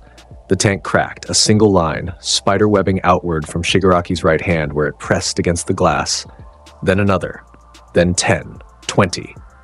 The glass wasn't breaking. It was decaying. Shigaraki's quirk. Active, spreading through the tank's surface like frost across a window. The tank shattered. Fluid poured across the floor. Shigaraki dropped to his knees, coughing, gasping, his body steaming in the cold basement air. The decay spread from his hands across the floor, eating through tile and concrete, expanding in a circle that consumed everything it touched. Izuku moved. He grabbed the doctor, physical, solid, one hand on the old man's collar, and threw him through the doorway behind them. The doctor tumbled into the corridor and scrambled away. The decay reached Izuku's feet. It passed through them. His legs were lightning from the knees down, intangible, and the wave of destruction swept under him like a river flowing around a stone. Shigaraki stood. He was taller than Izuku remembered, broader. The surgical enhancements had reshaped him. More muscle, denser bone, a body rebuilt for war. But it was the eyes that mattered. Those eyes that held 2 people and belonged to neither of them fully. "I remember you," Shigaraki said. His voice was raw, hoarse. The voice of someone who had been asleep for months and woken up angry. The lightning kid from the USJ. "I remember you too," Izuku said. "You ran." Shigaraki's lips pulled back, something between a smile and a snarl. "I won't run this time." He reached for Izuku, 5 fingers extended. The touch that destroyed everything, that broke molecular bonds, that turned matter into dust, that erased the world one handprint at a time. His fingers closed on lightning. The decay tried to take hold, tried to break the bonds, but there were no bonds to break. Lightning had no molecular structure. It was energy, pure, formless, electric energy. And Shigaraki's hand passed through Izuku's chest, the way it had passed through during the USJ, the way Katsuki's fist had passed through on the dirt lot, the way everything passed through. Because you could not destroy what you could not touch. Shigaraki pulled his hand back, stared at it, stared at Izuku. "That hasn't changed," Izuku said. Something dark moved behind Shigaraki's eyes. A shift, a flicker, like something else looking through them, something patient and calculating and very, very old. "No matter," said the voice that came from Shigaraki's mouth but didn't belong to him. Deeper, colder, all for one, speaking through his vessel. "If we cannot decay you, we'll decay everything around you." Shigaraki slammed both hands into the floor. The world fell apart. Decay erupted outward in every direction. The floor disintegrated, the walls crumbled, the ceiling began to collapse. The entire sub-basement, concrete, steel, wiring, everything, started turning to dust in an expanding sphere of absolute destruction. But it didn't stop at the basement. The decay spread upward, through the foundation, through the support columns, through the first floor, the second, the third. The hospital was dying from the bottom up, structural integrity failing in a cascade of crumbling concrete and shattering glass. Izuku heard the heartbeats above. Civilians, heroes. 200 people inside a building that was dissolving beneath their feet. He moved. His body became lightning and he shot upward through the building, screaming through the wiring, emerging on every floor simultaneously. Or so it seemed. because he was moving so fast that the gap between each floor was measured in thousandths of a second. He hit the first floor and sent a shockwave outward through the building's PA system, his voice amplified by raw electrical force. Everyone out. Building is collapsing. Move now. Then he was on the second floor, grabbing a nurse who was frozen in the hallway, carrying her to the window, and dropping her into the arms of a hero on the ground below. Third floor. 2 patients in beds, he supercharged their motorized beds to roll toward the fire exits at maximum speed while blowing the exit doors open with targeted bursts. Fourth floor. Mirko was already moving, a Nomu under each arm, civilians streaming past her. "Building's going down," she shouted at him. "I know! 30 seconds!" He was everywhere. A bolt of lightning bouncing between floors like a pinball made of God, touching every civilian, every hero, pushing them toward exits, clearing corridors, blasting through obstacles. His mantra tracked every heartbeat in the structure, counting down, making sure every single one was moving toward safety. 18 heartbeats in the east wing, 12 in the west, 7 on the 4th floor, 3 in the stairwell. Just one on the 5th floor, frozen, terrified, a child's heartbeat hammering at twice the normal rate. Izuku materialized in a hospital room on the 5th floor. A kid, maybe 6, in a hospital gown, standing by the window, crying. The floor was cracking. Dust fell from the ceiling. "Hey," Izuku said. He crouched down. His body was solid. His eyes were warm. "I've got you." He picked the kid up. The child clung to his neck. Izuku turned, walked to the window, and stepped out into the air. They fell for 1 second. Then Izuku's body converted, lightning surging from his feet, ionizing the air below them, creating an electromagnetic cushion that slowed their descent to nothing. They touched down on the ground softly, gently. Like stepping off a curb, he set the kid down. The child stared at him with huge, wet eyes. "Go to the ambulance," Izuku said. He pointed, then he looked up. The hospital was collapsing. Shigaraki's decay had eaten through the entire structure. The building folded inward like a house of cards, stories pancaking, concrete dust billowing in a cloud that swallowed the block. Izuku's mantra swept the rubble, searched, counted. 0 heartbeats inside. Everyone was out. He breathed, and then Shigaraki emerged from the dust cloud. He walked forward through the ruins of the hospital like something out of a nightmare. The dust parted around him, decayed before it could touch him, disintegrating in a halo of destruction that extended 3 feet from his body in every direction. The ground beneath his feet crumbled with each step, leaving a trail of shallow craters, a path of absence. He had changed in the minutes since the tank broke. The gray pallor of his skin had deepened. His eyes were redder, and the decay, the quirk that had once required 5-point contact, was radiating from him passively. Just existing near him was dangerous. The air itself seemed to thin. "You saved them," Shigaraki said. The dual voice, his own and all for one's, layered over each other like 2 instruments playing the same note in different keys. "All of them, every single one." "Yes," Izuku said. "Why?" "Because that's what I do." Shigaraki tilted his head. The gesture was wrong, mechanical, like a puppet adjusting its angle. "You can't save everyone, Lightning Boy. The world is too broken, too rotten. It needs to be destroyed and rebuilt. That's not your decision to make. Isn't it? I have the power to destroy everything. You have the power to save everyone. Let's see which one wins." He charged faster than before. The enhancement surgery, even at 75%, had given him speed that rivaled pro heroes. His hands reached for Izuku, decay spreading ahead of them in a wave, eating through the asphalt, the rubble, the air. Izuku held his ground. The decay wave hit him and broke around his body like water around a rock. His legs were lightning. His torso was lightning. Every molecule of his being existed as electrical energy, untouchable, immutable. The decay reached for him and found nothing to unravel. Shigaraki's hand passed through his face.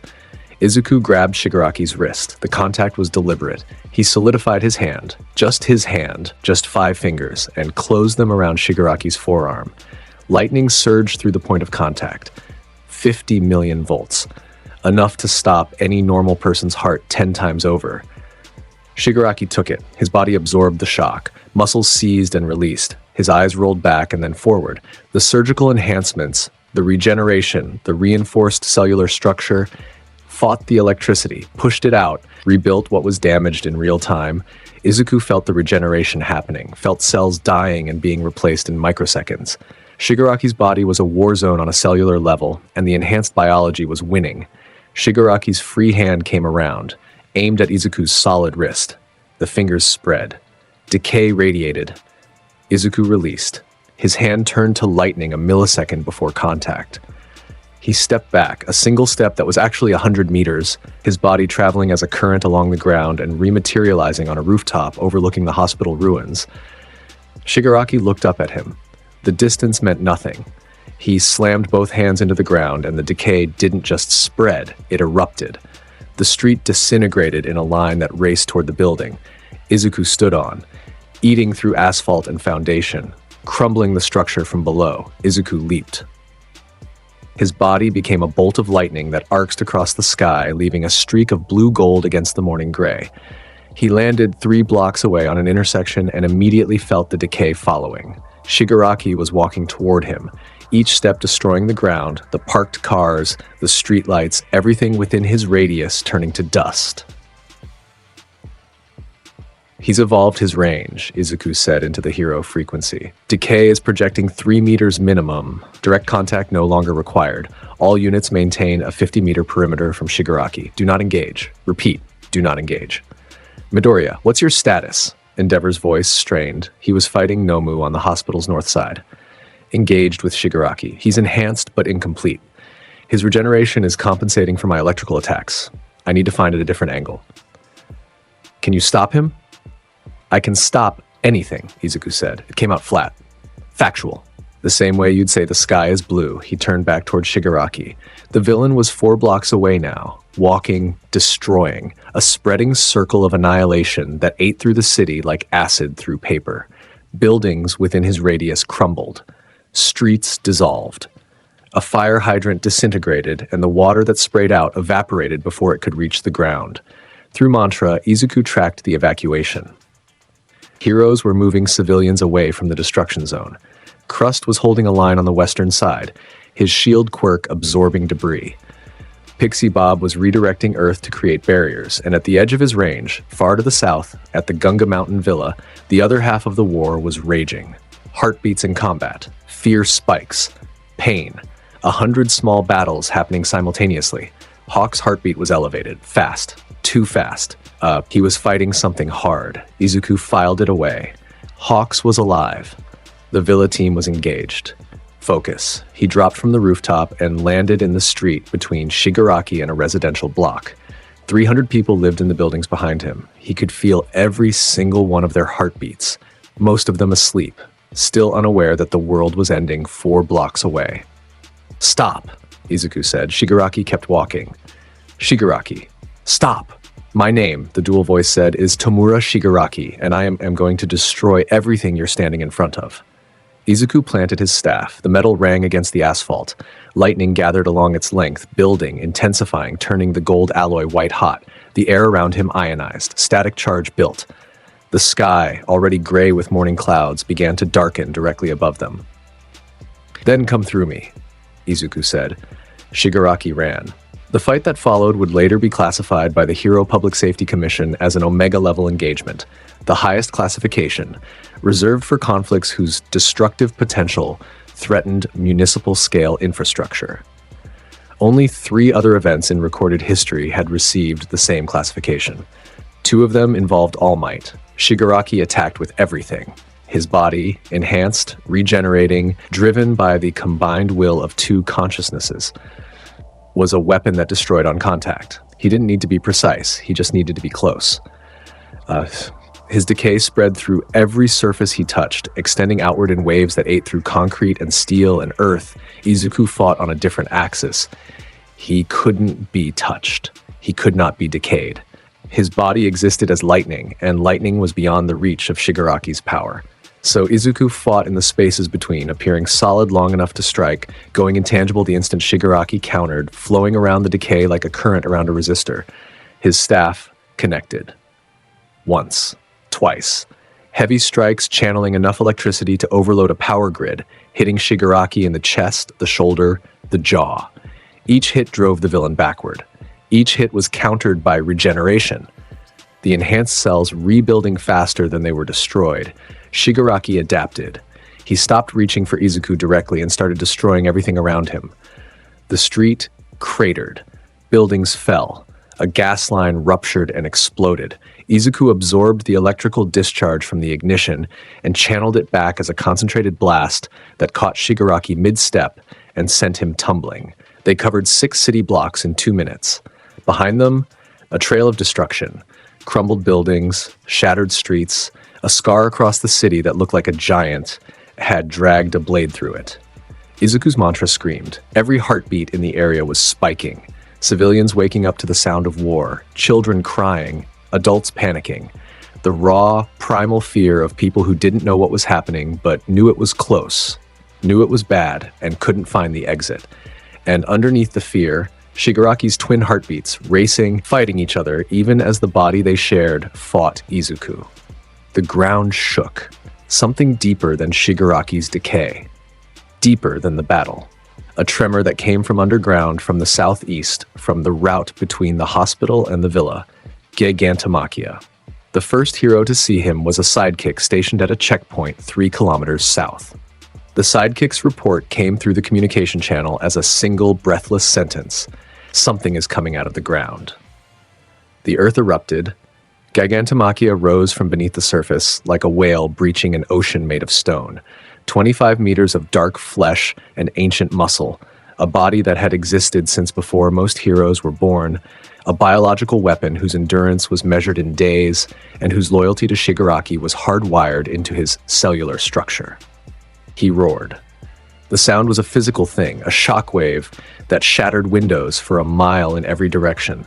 Birds fell from the sky, car alarms triggered in waves.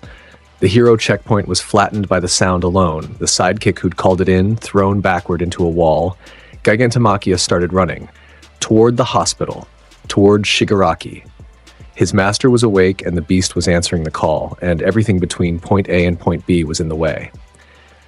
Buildings, streets, cars, people. Izuku felt the footsteps through the ground, felt them through the air. Felt the approaching heartbeat, massive, slow, the cardiac rhythm of something that had a resting heart rate of 12 beats per minute and the cardiovascular output of a diesel engine. He was fighting Shigaraki. Shigaraki was in front of him. Gigantomachia was behind, closing fast, a mile away and covering that distance in seconds. 2 fights, one of him.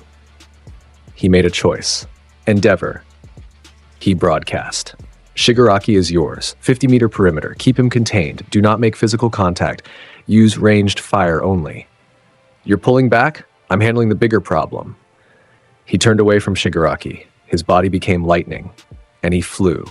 Upward first, straight up, a bolt of blue-gold energy screaming into the sky, rising above the buildings, above the dust, above the battle. From 1,000 meters up, he could see it.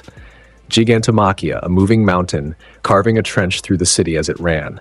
Behind it, a wake of destruction, collapsed buildings, cratered streets, a path of ruin 1/2 kilometer wide, and in its path, a residential district.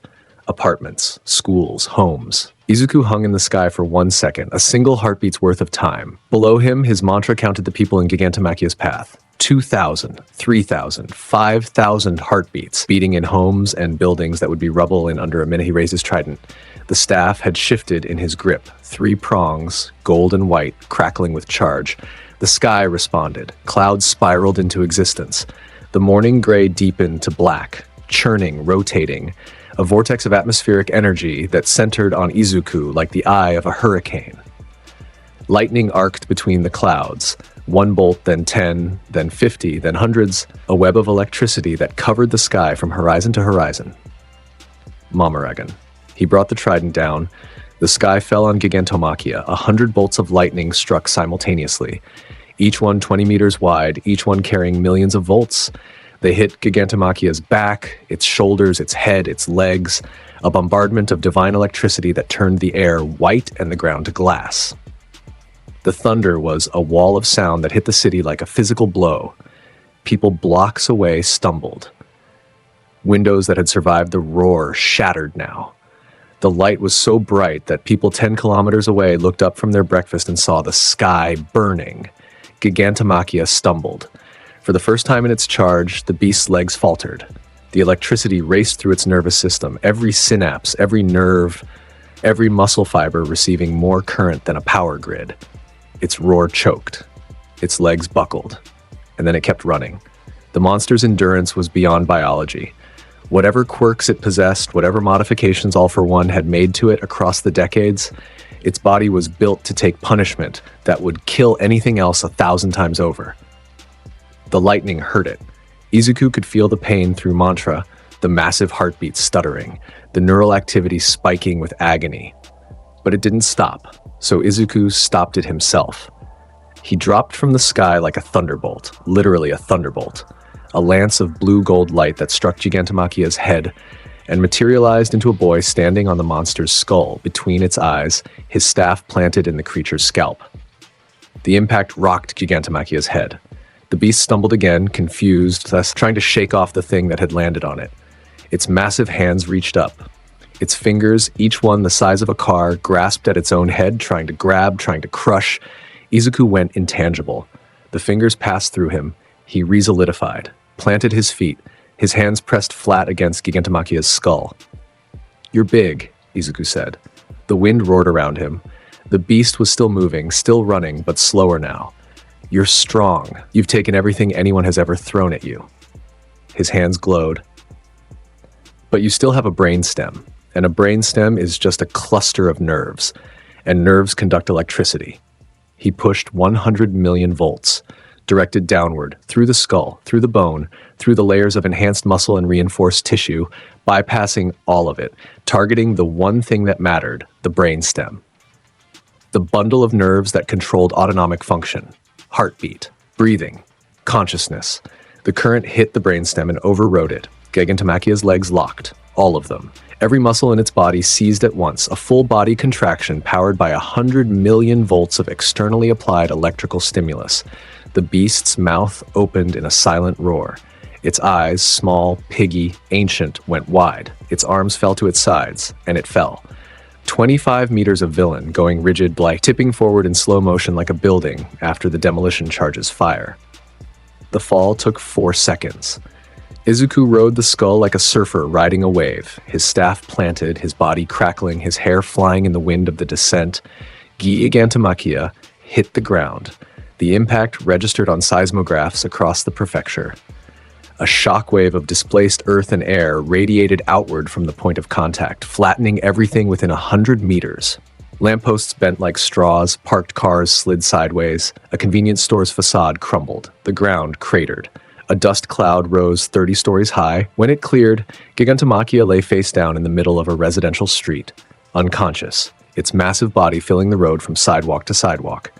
Its heartbeat, the massive, slow rhythm that Izuku had tracked across the city, was steady, alive, asleep. Izuku stood on the back of its head, his staff on his shoulder, dust settling around him. He looked down at the fallen giant and felt the absence of a threat like the release of a held breath. "Command," he broadcast. "Gigantomachia is down, requesting containment teams at my position." He looked up, toward the hospital, toward Shigaraki. "I'm going back." Below him, on the street, a woman stood in the doorway of her apartment in a bathrobe, holding a coffee mug. She had been woken by the earthquakes and had walked to her door in time to see a teenager ride a collapsing giant into the ground like something out of mythology. The coffee mug had been full. It was empty now. She had dropped it and didn't remember doing so. "What the hell?" she said to no one. Izuku vanished in a crack of lightning. He crossed the distance back to Shigaraki in less than a second. And what he found was worse than what he'd left. Endeavor was down. The number one hero, flames dimmed, costume shredded, was on one knee in the rubble of what had been a parking structure, his left arm hanging at an angle that arms should not hang at. Blood ran from a gash on his forehead. His heartbeat was elevated but stable, alive, hurt. Shigaraki stood 30 meters from him. The decay field had widened, 5 meters now. Everything within 5 meters of his body was crumbling, the ground, the walls, the air particles themselves vibrating with the energy of their own dissolution. And Shigaraki was talking to himself, both voices. The two consciousnesses that shared his body were arguing, and the argument had spilled out of the internal and into the spoken, a fractured monologue delivered to no one. Push further, expand the radius, destroy. My body, my power, I decide when. Irrelevant, you are the vessel, you do as I. No, as I command. I am not your puppet. Izuku landed on the edge of the destruction zone. The decay stopped 5 meters from him. He stood just beyond it, watching, listening. 2 heartbeats, fighting. One, all for one's signature, cold and rhythmic and ancient, was pressing down, trying to subsume. The other, Shigaraki's own, erratic, furious, burning, was fighting back. And underneath both of them, buried so deep that Izuku almost missed it the first time he'd felt it. So deep that it was more a memory of a heartbeat than a heartbeat itself. A third. Small. Terrified. The rhythm of a child's heart. Fast and fragile, the way a rabbit's heart beats when it's been cornered and knows it and can't find the way out. Tenko Shimura. The boy who had existed before Shigaraki. The boy whose family had been destroyed by his own awakening quirk. The boy who had been found in the street by All for One and reshaped over years into a weapon, his grief weaponized, his trauma sharpened into ideology, his identity buried under layers of rage and manipulation until even he forgot it was there. But it was there. Izuku could hear it. That small, terrified heartbeat, beating in the dark somewhere inside the monster, screaming for help in a frequency that only someone who could hear everything would ever detect. Izuku stepped forward, into the decay zone. The ground crumbled under his feet. His shoes dissolved. He went barefoot, and the asphalt beneath his soles turned to dust, and he walked on lightning, his feet intangible, hovering a centimeter above the destruction. Shigaraki, he said. The dual voice stopped arguing. Both halves turned to look at him. Get away, Shigaraki said, his own voice, strained, fighting. I can't, he's pushing, I can't control. I know, Izuku said. Destroy him, said the other voice. All for One's voice speaking through Shigaraki's mouth like a ventriloquist through a puppet. He is the only threat. Destroy him and the rest falls. Shigaraki's hands came up. Decay surged. A wave of destruction roared toward Izuku, faster than before, more violent, driven by All for One's will, and it hit him and broke and reformed and hit him again, and each time it found nothing but lightning, and each time it broke. I can hear you, Izuku said. He kept walking. Both of you. All 3 of you. Shigaraki's eyes flickered. Confusion. The rage paused for a fraction of a second. 3? Shigaraki said. Underneath you, Izuku said. Underneath the anger. Underneath All for One. There's a kid in there. He stopped. 3 meters from Shigaraki. Close enough to see the red veins in his eyes, the cracks in his lips, the tremor in his hands. I can hear his heartbeat. It's fast. He's scared. He's been scared for a long time. There's no one.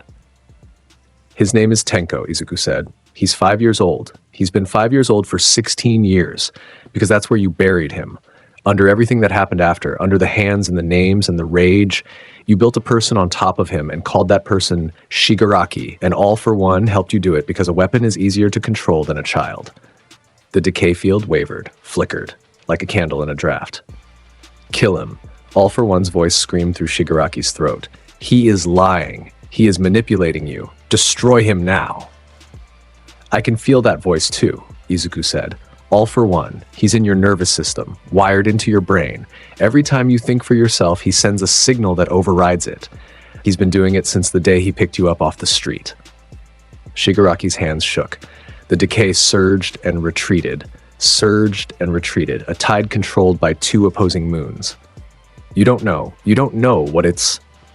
I hear every heartbeat in this city, Izuku said. 8 million people, every day. I feel their fear and their pain and their joy and their grief. I felt people die. I felt children cry in the dark. I've carried the emotional weight of this entire city since I was 4 years old. He looked Shigaraki in the eyes. So don't tell me I don't understand what it's like to carry something too heavy. The decay field dropped to 2 meters. Then 1. Shigaraki's breathing was ragged. His hands clenched and unclenched. His eyes, his real eyes, the muddy crimson ones, fighting to stay present against the darker will pressing them down, were wet. He promised me. Shigaraki whispered. He said the world was broken, that it needed to be destroyed, that I was the one who could do it, that all the pain, all the anger, it was fuel, that I should use it. He lied, Izuku said. The pain is real. The anger is real. What happened to you was real. But the conclusion he drew from it, that the world deserves to burn, that was his, Shigaraki. That was never yours. How do you know? Because I can hear Tenko. And Tenko doesn't want to destroy anything. He just wants someone to hold his hand and tell him it wasn't his fault. The words landed. They landed the way lightning lands. A single brilliant point of contact that illuminates everything for one fraction of a second. And in that fraction, the battlefield went still. The decay stopped. The dual voice went silent. Shigaraki stood in the ruins of a city block, his hands at his sides, his body trembling, and his face crumbled. He didn't cry like a villain. He cried like a child who had been holding it in for 16 years. And finally, in the presence of someone who could hear the scream he'd been too buried to voice, let go. It wasn't your fault, Izuku said. I killed them, Shigaraki whispered. My family, I killed all of them. You were 5. Your quirk awakened, and you couldn't control it. That was a tragedy. It was never a crime. All for one is your destiny, the darker voice tried, desperate now, feeling its grip loosen. You are my heir, my weapon, my... Shut up, Shigaraki said. And for the first time since Izuku had felt the dual heartbeat, one of them weakened. All for one's signature, the cold, ancient rhythm, stuttered, faltered, like a signal losing its connection. But it held. It held because All for One had spent 16 years wiring himself into this boy's nervous system, and willpower alone wasn't enough to sever a connection that ran through every nerve and every synapse. Izuku knew this. He'd felt the architecture of it through mantra, the way All for One's will was threaded through Shigaraki's brain like roots through soil. Pulling it out by force would kill him. Letting it stay would mean this fight never ended. There was one option. Shigaraki, Izuku said, I can see the connection. All for One's signal, it runs through your nervous system. I can burn it out. Burn it. Lightning can travel through nerves. I can send a current through your body, targeted, precise, that follows All for One's signal and overloads it, destroys the pathway, severs the connection. Will it hurt? Yes. Will it kill me? The lightning won't. But what All for One does on his way out might damage you. I'll be as precise as I can, but I need you to fight him from the inside. Hold him still while I work. Shigaraki looked at him, the red eyes, the cracked lips, the hands that had destroyed everything they touched for 16 years. Why? He asked. Why save me? After everything I've done? Because you're still in there, Tenko, and I made a promise a long time ago that I'd never let a heartbeat stop if I could reach it. Izuku extended his hand. I can reach yours. Shigaraki stared at the hand.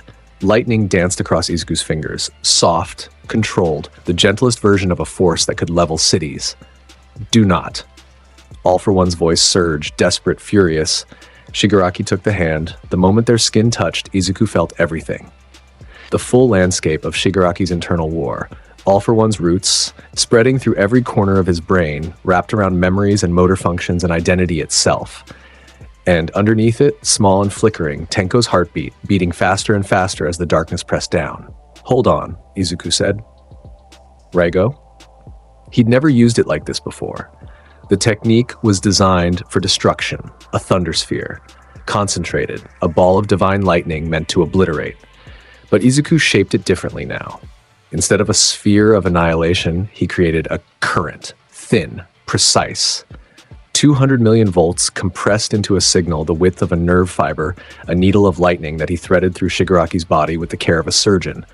No, with the care of someone who had spent 10 years learning to use the power of a god with the touch of a human being.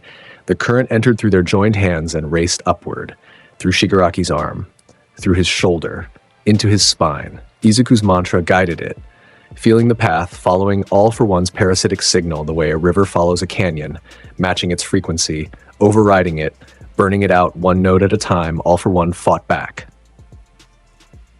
The ancient consciousness surged, pouring power into the connection, trying to drown Izuku's current, trying to reassert control. Shigaraki's body convulsed, his free hand clawed at the air. His mouth opened in a scream that was 2 voices layered on top of each other, one in agony and one in rage. Izuku held on. His body flickered between solid and lightning, the strain of maintaining such precise control while channeling full output, pushing even his limits. His feet left the ground, electromagnetic levitation, unconscious, his body rising as the energy output increased. Light poured from their joined hands, blue-white, blinding. The air around them crackled and hummed with a sound like a choir made of thunder. "Get out!" Shigaraki screamed, both voices, unified for the first and last time, directed at each other, directed at everything. "Get out of my head." Izuku's current reached Shigaraki's brain, the final node, the deepest root, the place where All for One's consciousness had anchored itself, buried in the limbic system, wrapped around the amygdala, the seat of fear, the engine of rage, the part of the brain that All for One had hijacked and used as a control tower for 16 years. Izuku burned it. 200 million volts. Focused into a point the size of a neuron, hitting the anchor with enough energy to vaporize the connection and nothing else. Like burning a single weed out of a garden without touching a single flower, All for One's presence flared. A death scream, electromagnetic, psychic, a pulse of rage that rippled through the spectrum and made every mantra-sensitive person within 100 miles flinch. The cold heartbeat spiked once, twice, and then dissolved, scattered. Faded like static after you turn off a television, gone. Shigaraki's body went limp, his eyes rolled back, his hand slipped from Izuku's grip. He fell. Izuku caught him. Physical. Solid. Both arms around a body that had been destroying everything it touched for most of its life, and was now finally just a body. Just a person. Just a boy named Tenko Shimura, who had been buried alive inside his own rage and was now, at last, free of the voice that had put him there. Izuku lowered him to the ground, checked his heartbeat. One heartbeat, just one. Steady, slow. The rhythm of deep unconsciousness. Tenko's heartbeat, small, fragile, alive. Izuku sat back on his heels. The battlefield was quiet. The decay had stopped entirely. Without Shigaraki's consciousness driving it, the quirk went dormant. The destruction zone was a scar, blocks and blocks of dissolved city. But the bleeding had stopped. He breathed. And then the ground beneath him hummed with a different frequency. A signal from far away. From Tartarus prison. From the cell where All for One's original body sat behind walls of steel and quirk-suppressing technology. The signal was faint but clear, carried through the Earth's electromagnetic field like a message in a bottle. All for One was reaching out. His avatar destroyed, his connection to Shigaraki severed. The ancient villain was making one final play. Izuku felt the signal probing, reaching through underground cables, through power grids, through the electrical infrastructure of the country, searching for another vessel, another connection, another way in. Izuku stood up. He raised one hand toward the sky. His eyes glowed blue-gold. The clouds, already agitated from the Mamaragan he'd called earlier, churned and darkened once more. Thor. A single bolt of lightning dropped from the sky, but this one didn't hit the ground in front of him. This one went sideways, through the atmosphere. Following the electromagnetic trail that All for One's signal had left, riding it backward, tracing it across 100 kilometers in a fraction of a second. The bolt struck Tartarus prison. Every guard in the facility felt it. Every system flickered. The lights went out and came back on. And in the deepest cell, where All for One sat in his chair behind 7 layers of security, the electromagnetic field around his containment unit changed. Izuku's lightning didn't destroy the prison. It rewrote it. The current embedded itself in Tartarus's infrastructure, in the walls, the doors, the suppression systems, the power grid. It became part of the building. A living security system powered by Izuku's own output, maintained by his will across a distance of 100 kilometers. An electromagnetic cage that would respond to any attempt by All for One to project his consciousness outward and would slam it back down with the force of 200 million volts. All for One, sitting in his chair, felt the cage close around him, felt the lightning in the walls, felt the crackling, living awareness that was now woven into every centimeter of his prison. And he felt, for the first time in a very long time, something he had spent his entire existence making others feel. He felt trapped. "I know where you are," Izuku whispered. 100 kilometers away, the words traveled through the electromagnetic cage and reached All for One's cell as a barely audible buzz in the walls. "I can reach you from here. Every second of every day, I am aware of your heartbeat. If you try again, if you reach for another vessel, another puppet, another child to ruin, I will feel it before the thought finishes forming, and what I send next will be the last thing you ever feel." The buzz faded. All for One said nothing. The cage hummed. Izuku lowered his hand. The sky began to clear. Morning light, real morning light, golden and warm, broke through the clouds and fell across the ruined cityscape, and then a sound hit Izuku's mantra that turned his blood cold. From the south, from the Gunga Mountain Villa, a broadcast, electromagnetic, wide spectrum, aimed at every camera and every screen and every receiver in the country, a voice he recognized. A heartbeat he recognized, one that was too close in its rhythm and its signature to another heartbeat he knew well, Dabi. The broadcast was already running by the time Izuku tuned in. Every screen in Japan, phones, televisions, billboards, the giant display on the side of the Musutafu shopping district showed the same image. A man with burn scars and blue flames standing in the middle of a battlefield, speaking directly into a camera drone that he'd commandeered or brought himself. "My name," Dabi said, and his voice was calm in the way that fire is calm right before it consumes the building, "is Toya Todoroki. I am the eldest son of Enji Todoroki, the man you call Endeavor, the #1 hero." The words detonated across the country like a second war.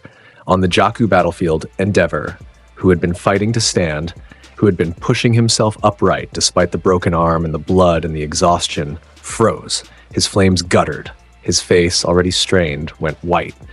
In the Gunga Villa, Shoto Todoroki was mid-combat when the broadcast hit the speakers around the facility. He heard the name, his brother's name, and his body went still, ice and fire both dying at once, leaving him standing in a corridor of defeated villains, his arms at his sides, his eyes locked on a screen mounted to the wall. Dabi, Tuya, continued. He spoke about Endeavor, about the training, about the abuse that had turned a household into a crucible and children into experiments, about a mother who had been pushed to the breaking point and a brother who had been burned alive and a family that had been dismantled piece by piece on the altar of one man's obsession with surpassing all might. He spoke about himself, about the fire that had consumed him, about the years he'd spent as a dead son, a ghost, a rumor, about the rage that had kept him alive when his body should have killed him. And then he showed the DNA test. The records. The proof. Izuku heard all of it through mantra. He heard Endeavor's heartbeat crater, the steady, powerful rhythm of the #1 hero collapsing into something arrhythmic and fragile. He heard Shoto's heartbeat spike and then go quiet. Too quiet, the dangerous stillness of someone processing something too large for the heart to hold while staying conscious. He heard the country react. 8 million heartbeats in Musutafu alone, all spiking at once, a wave of shock and anger and betrayal that hit his mantra like a tsunami. Izuku's jaw tightened. He could reach Shoto in under a second. He was already moving, his body flickering, lightning preparing to carry him south to the villa when he stopped. Shoto's heartbeat stabilized. The stillness was still there, but it was a different kind now. The kind of stillness that comes after the initial shock, when the brain catches up and the body decides to keep functioning because there are still things to do. Shoto Todoroki, standing in a corridor with his dead brother's voice in his ears, did what Shoto Todoroki had learned to do through a lifetime of carrying impossible weight. He kept going. Izuku felt him move, felt the heartbeat strengthen, felt the fire on his left side reignite, deliberate, controlled, fierce.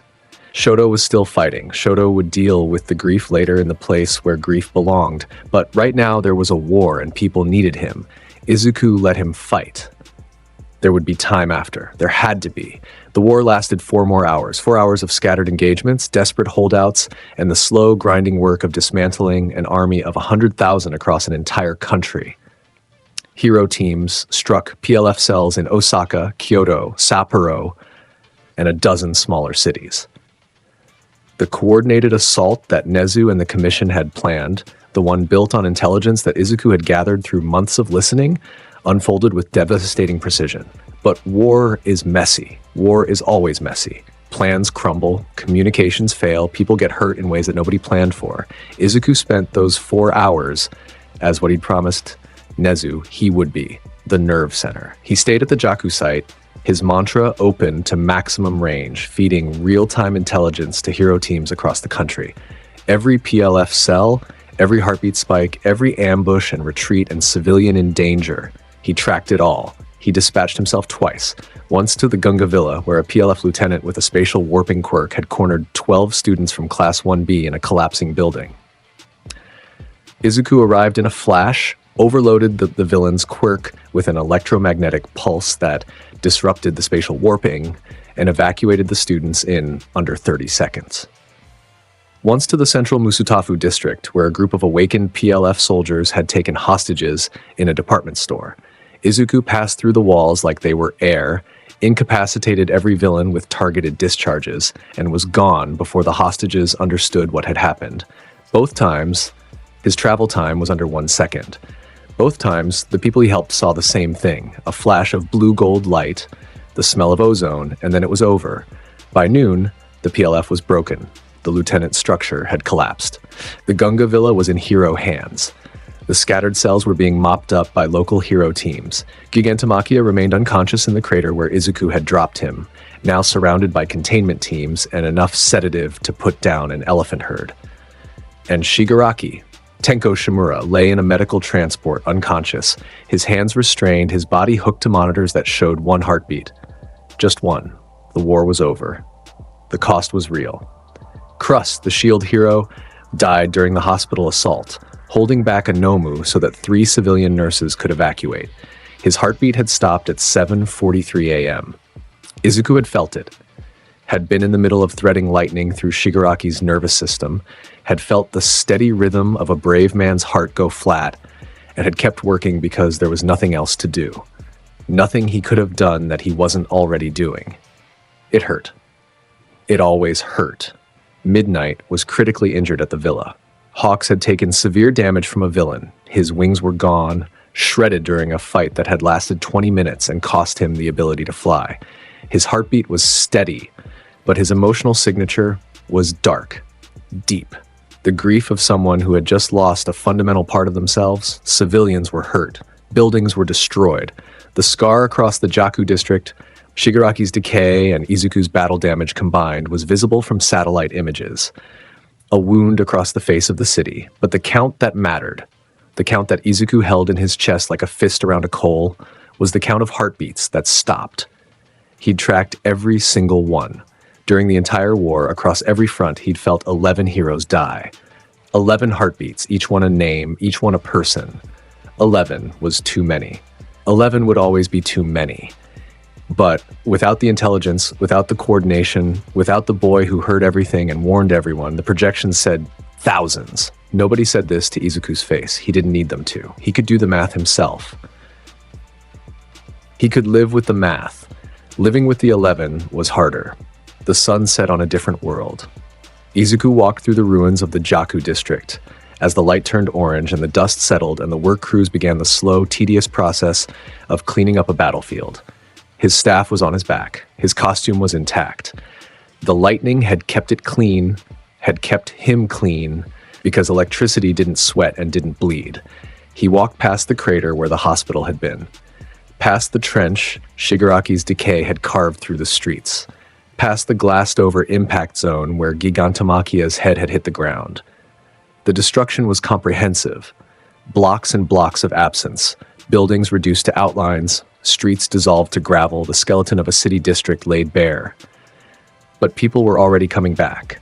Recovery crews, volunteers, neighbors checking on neighbors. An old woman sweeping the sidewalk in front of a building that still had 3 walls and a roof, as if sweeping could hold the world together. Izuku's mantra was wide open. He felt all of them. The grief, the shock, the stubborn, beautiful resilience that human beings carry in their bones, the refusal to stay down, the insistence on sweeping the sidewalk even when the building behind it was half gone. He stopped at an intersection. The traffic light was dead, no power. He looked up at it, held out his hand. A small current ran from his palm, through the air, into the traffic light's circuitry. The light flickered. Green. A car pulled up to the intersection. The driver stared at the green light, then at the boy standing beneath it with his hand outstretched, then at the green light again. Izuku stepped aside. The car drove through. He kept walking. 3 days later, the initial chaos had faded into something more organized. Cleanup operations. Governmental briefings. The Hero Commission in damage control mode, trying to manage the fallout from Dabi's broadcast, from the revelation that the #1 hero had been an abuser, from the cracks in the hero system that the war had split wide open. Izuku attended none of it. He went to class, he trained, he sat by the window and listened to the city rebuilding. His classmates moved through the aftermath in their own ways. Kirishima threw himself into volunteer work, spending every free hour hauling rubble with his hardened hands. Momo organized supply drives with the efficiency of a wartime logistics officer. Kaminari, who had fought at the villa and discharged more electricity in one day than he had in his entire life, walked around with a new kind of quiet behind his eyes. They'd all fought. They'd all seen it. The gap between training exercise and real combat, between simulated danger and the genuine article, they'd crossed it, and none of them would cross back. Katsuki Bakugo came to find Izuku on the 4th day after the war. It was evening. The common room was quiet. Most students had gone to their rooms early. The exhaustion of the past week was catching up, settling into their bones like lead. Izuku sat by the window. His eyes were closed. His mantra hummed. Katsuki sat down across from him. Neither of them spoke for a long time. The silence was thick but strangely free of tension. Something had changed between them, not dramatically, not with a speech or a gesture, but in the way that things change when two people survive the same storm and come out the other side and look at each other and see, for the first time, someone who understands what it cost. During the villa fight, Katsuki said. His voice was low. He wasn't looking at Izuku. He was looking at his hands. They were still. No explosions. No smoke. Just hands. There was a building. On the east side. Civilians inside. 6 of them. Izuku opened his eyes. He said nothing. The structure was collapsing. PLF soldiers on 3 sides. I was the closest. He turned his hands over, looked at the palms, the scars from years of explosions. I blew the wall open, got them out, covered the exit with blasts until they cleared the debris field. I know, Izuku said. I felt their heartbeats settle. I knew someone had reached them. I knew it was you. Katsuki's jaw worked. The muscle in his cheek tensed and released. He was chewing on something. Words that didn't come easily to a person who had spent his entire life using volume as armor. I was scared, Katsuki said. 2 words. Harder to say than anything he'd ever said in his life. Harder than any explosion. Harder than any fight. The admission landed in the quiet room like a stone in still water. Good, Izuku said. Katsuki looked at him. Sharp, ready to bristle. Scared means you understood the stakes, Izuku said. Scared means you cared about what happened to those people more than you cared about looking strong. Scared is what makes it brave. I don't need you to tell me. You saved 6 people, Katsuki. 6 heartbeats that would have stopped if you hadn't been there. That's real. That's yours. Katsuki's mouth closed. He looked away, out the window, at the city lights, fewer than there used to be because the grid was still being repaired, but there. Still there. I'm going to surpass you, he said. Quiet. The same words he'd said a dozen times. But the tone was different. The fury was gone. What remained was something deeper. A vow made by someone who had finally learned that the person they were chasing was an ally instead of an enemy. Good luck, Izuku said. Stop saying that. When you stop needing to hear it.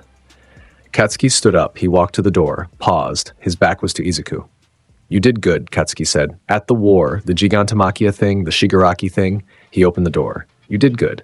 He left. Izuku sat by the window and listened to Katsuki's heartbeat recede down the hallway. Fast, proud, fierce, and finally, beating with something other than rage. Shoto visited his brother on the 7th day. The detention facility was gray and cold and smelled like institution. Disinfectant and recycled air, and the particular emptiness of a building designed to contain people who had tried to burn the world down. Tuya Todoroki, Dabi, was in a medical wing. His burns were being treated. His body was wrecked.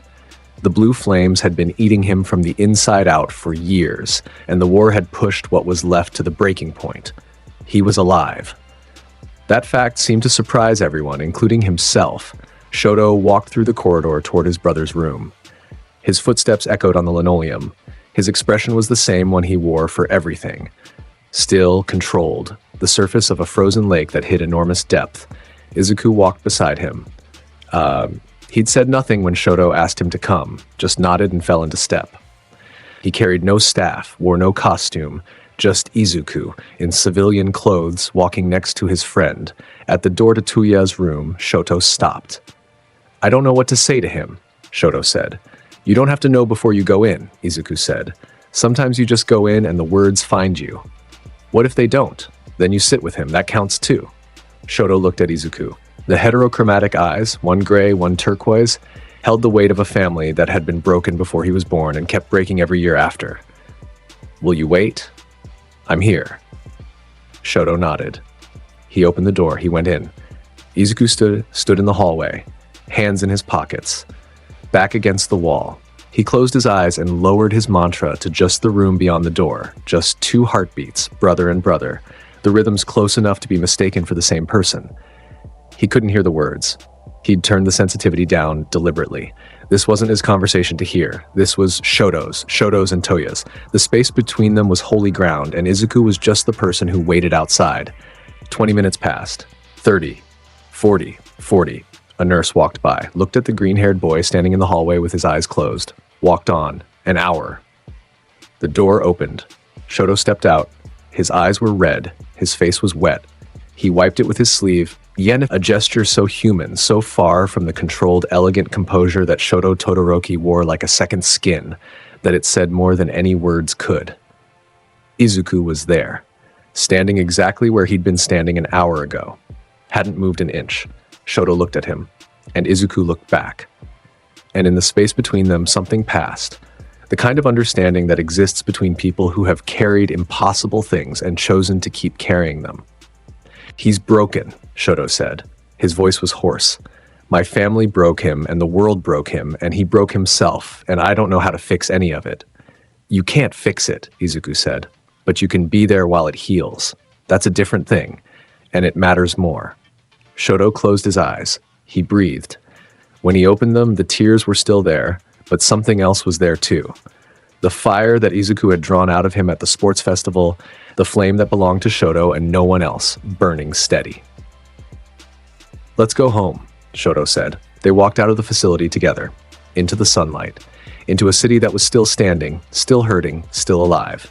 The weeks that followed were the slow, unglamorous work of rebuilding, streets repaired, power restored. The Hero Commission underwent a restructuring that was painful and necessary and long overdue. Questions were asked about oversight, about the gaps in the system, about the culture that had allowed someone like Endeavor to operate unchecked for decades.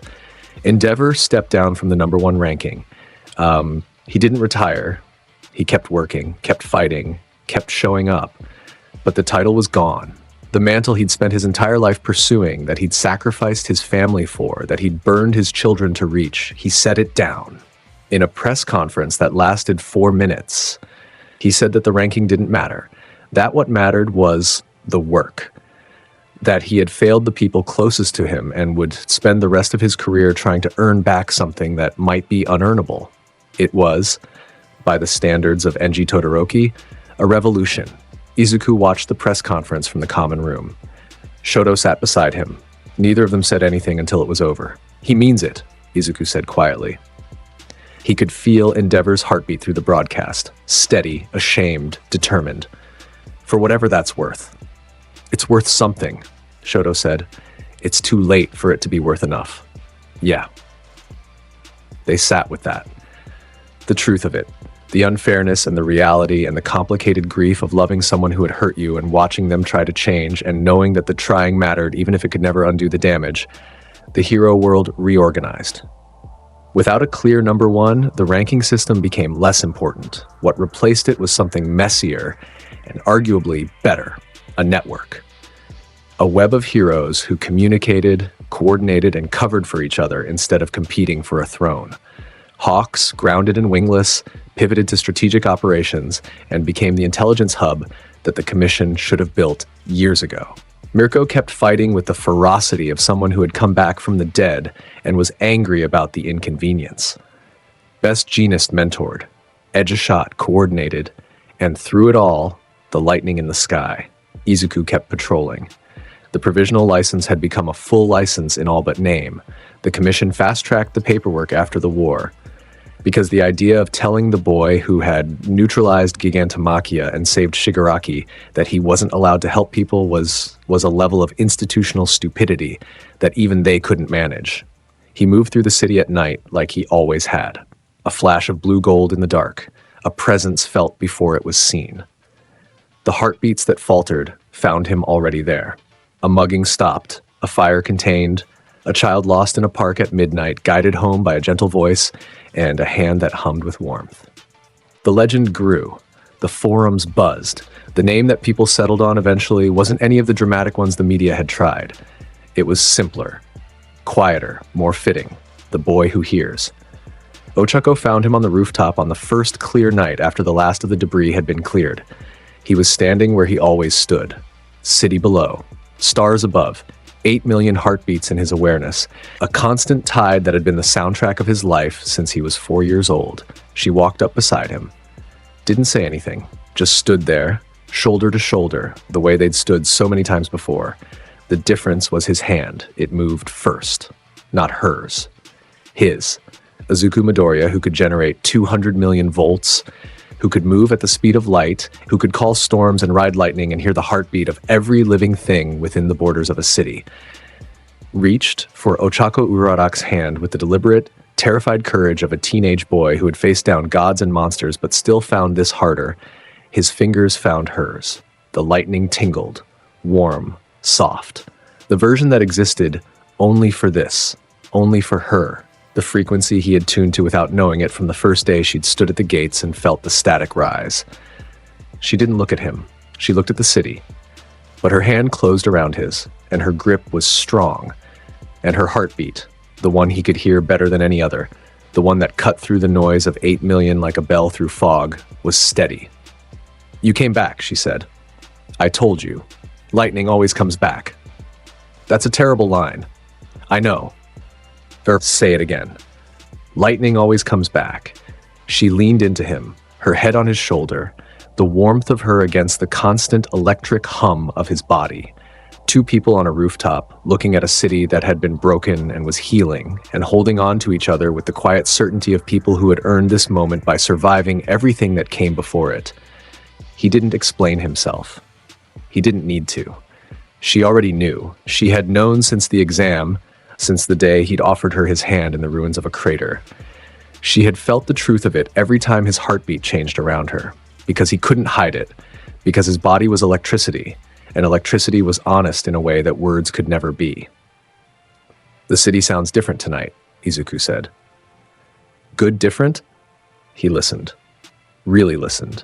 Let the full range of his mantra open. Let the wave of human consciousness wash through him.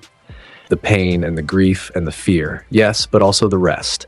The laughter in an apartment across town, the steady heartbeat of a baby falling asleep, a couple dancing in their kitchen, a teenager staying up too late reading a book, a father carrying his sleeping daughter in from the car, the old woman who swept her sidewalk every morning, already asleep, her heartbeat steady and slow and faithful. "Hopeful," he said. She squeezed his hand. They stood together as the stars turned overhead and the city breathed below, and the lightning in his veins hummed with something that felt, for the first time in as long as he could remember, like peace. The Pro Hero license ceremony took place on a Tuesday in April. Cherry blossoms, warm breeze, the kind of day that felt like the world was trying to remind everyone that beauty still existed even after everything. The ceremony was held in UA's main auditorium, small by the standards of hero media. Private. The commission had wanted a public event, a televised spectacle, a PR moment to rebuild confidence in the hero system. Nezu had declined, politely and immovably. "These are students," Nezu had said. "They earned this in the dark. They can receive it in the quiet." The graduating class of UA's hero course sat in 2 rows, 20 students from Class 1A, 20 from 1B. Their teachers lined the walls. The pro heroes who had fought alongside them in the war filled the back rows. Veterans with scars and stories, people who had seen these teenagers bleed and fight and survive and had come here today because they wanted to stand for them. The licenses were distributed one by one, each name called. Each student walking to the podium, receiving the small card that said to the world, "This person is authorized to save you." When Izuku Midoriya's name was called, the room was already standing. They rose before his name was finished. All of them. The students. The teachers, the heroes. Aizawa, who had spent 3 years watching this boy and never once told him he was impressed because Aizawa believed praise was a crutch. Midnight, in her arm brace, her free hand pressed over her heart. Present Mick, for once, saying nothing.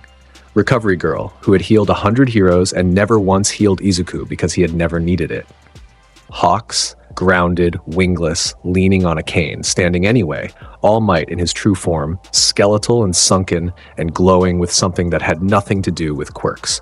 Standing, Endeavor, reduced, humbled, standing. They stood because they had seen what he did, because they knew what it cost. Because in a world that had spent generations dividing people into those with power and those without, this boy had possessed more power than anyone alive and had used it for the simplest, most ancient reason there was, because people needed help. And he could hear them asking. Izuku walked to the podium. He took the license. He looked at it. Small, plastic, his photo in the corner, his name in clean type. He put it in his pocket. He turned to the room. They were still standing. The silence was total. He didn't give a speech. He looked at them. At Ochako, whose eyes were bright and proud. At Ida, standing at attention, tears running silently down his face. At Todoroki, whose fire burned on his left side, open, steady, his own. At Katsuki, standing with his arms crossed and his chin up and his eyes locked on Izuku with an intensity that had stopped being hatred a long time ago and had become something he would probably never name out loud. At his classmates. His friends. The people who'd walked through fire with him and come out the other side. Izuku nodded. Once. Just once. A small motion that said everything. I see you. Thank you. Let's go. He walked back to his seat. The room sat down. The ceremony continued. Afterward, in the hallway, his mother was waiting. Izuku Midoriya, who had held her son when he was 4 years old and screaming because he could hear the whole world and it was too much. Who had taken him to doctors and specialists and sat in waiting rooms and cried in parking lots and watched her boy carry a weight that no child should carry and do it without breaking. Who had packed his lunches and washed his costume and worried every night and prayed every morning and loved him with the fierce, terrified devotion of a mother who understood that her son was something the world had never seen. She was crying. Of course she was. He hugged her. His body was solid. Warm, human. She held on and he held on, and the lightning in his veins went quiet. All the way quiet, the quietest it had been since he was 4, because some things were bigger than power, and one of them was this. I'm proud of you, she said. I'm so proud of you. I know, Mom. You're going to be the greatest hero who ever lived. I'm going to try. She pulled back, held his face in her hands, looked at him. This boy who had been her baby, who had been a mystery, who had been a miracle and a terror and a source of constant crushing worry. This boy who heard everything and carried everything and chose every single day to stand. Your father would have been proud too, she said. Izuku blinked. She rarely mentioned his father, the man who had left when Izuku was young, who existed in the margins of their life like a bookmark left a book that nobody opened anymore. It doesn't matter. Izuku said. You're here. That's what matters. She hugged him again. Tighter. The hallway was empty, except for the two of them, and the fluorescent lights hummed with a frequency that only Izuku could hear. And for a few minutes there was nothing else in the world except a mother and her son, and the quiet miracle of having made it this far together. That evening, Izuku went to the rooftop one last time as a student. Tomorrow, he would be a pro hero. Tomorrow, the license in his pocket would mean something official, something the law recognized, something that turned the thing he'd been doing since he was 9 years old, listening, moving, saving, from unauthorized action into sanctioned duty. But tonight, he was still a kid on a rooftop. His rooftop. The one where he'd stood 100 times. The one where he'd listened to the city and felt its weight and made his peace with carrying it. The city spread out below him. Lights, streets, buildings, some new, some rebuilt, some still scarred from the war. The grid was restored. The traffic moved. The streetlights glowed in their ordinary, reliable way, each one a small victory against the dark. He opened his mantra. 8 million heartbeats. They filled him the way they always did. A flood of human existence. Every frequency, every emotion, every tiny signal that a living body broadcast just by being alive. Pain was there. Grief was there. Fear, loneliness, anger, despair. The whole catalog of suffering that had been the background noise of his life since the night he'd sat in his bed at 4 years old and drowned. But the rest was there too. The rest had always been there, underneath the noise. Quieter, but just as real. Joy. A couple watching a movie together, their heartbeats synchronized without knowing it. Laughter. A group of friends in a restaurant, the bioelectric signatures of their brains lighting up with the simple pleasure of each other's company. Love in a dozen forms, a parent rocking a child, a teenager texting someone they cared about, an old couple sleeping side by side with their heartbeats so practiced that they rose and fell in tandem. Hope. Everywhere. In every ward, in every building, in every chest. The stubborn, irrational, beautiful human insistence that tomorrow might be better. That the worst was behind them. That someone out there was listening. Someone was. Izuku closed his eyes. He breathed in. He let the wave come. Let it fill him. Let the weight settle onto his shoulders the way it did every night. Heavy, constant, the burden of hearing everything. And he held it. The way he'd held it since the beginning. The way he would hold it tomorrow and the day after and every day for the rest of his life. Because the weight was real and it would never get lighter, but he was stronger than the weight. He had always been stronger than the weight. The boy who had screamed in his bed at 4 had grown into someone who could carry the entire city's heartbeat without flinching, and the distance between those two people was the distance between a spark and a storm. The wind picked up. It ruffled his hair. Small sparks danced across his skin, blue-gold, gentle, the ambient discharge of a body that was electricity down to its bones. The stars were out. The moon hung low and full over Musutafu, painting the rooftop in silver. Below him, 8 million hearts beat on. A child was being born in a hospital in Ward 4. He felt it. The first heartbeat, new and fast and ferociously alive, a sound he would never get tired of hearing no matter how many times the city produced it. One more. One more heartbeat in the symphony. One more person to protect, to watch over, to carry. He smiled. Small. Real. The storm was him. It had always been him.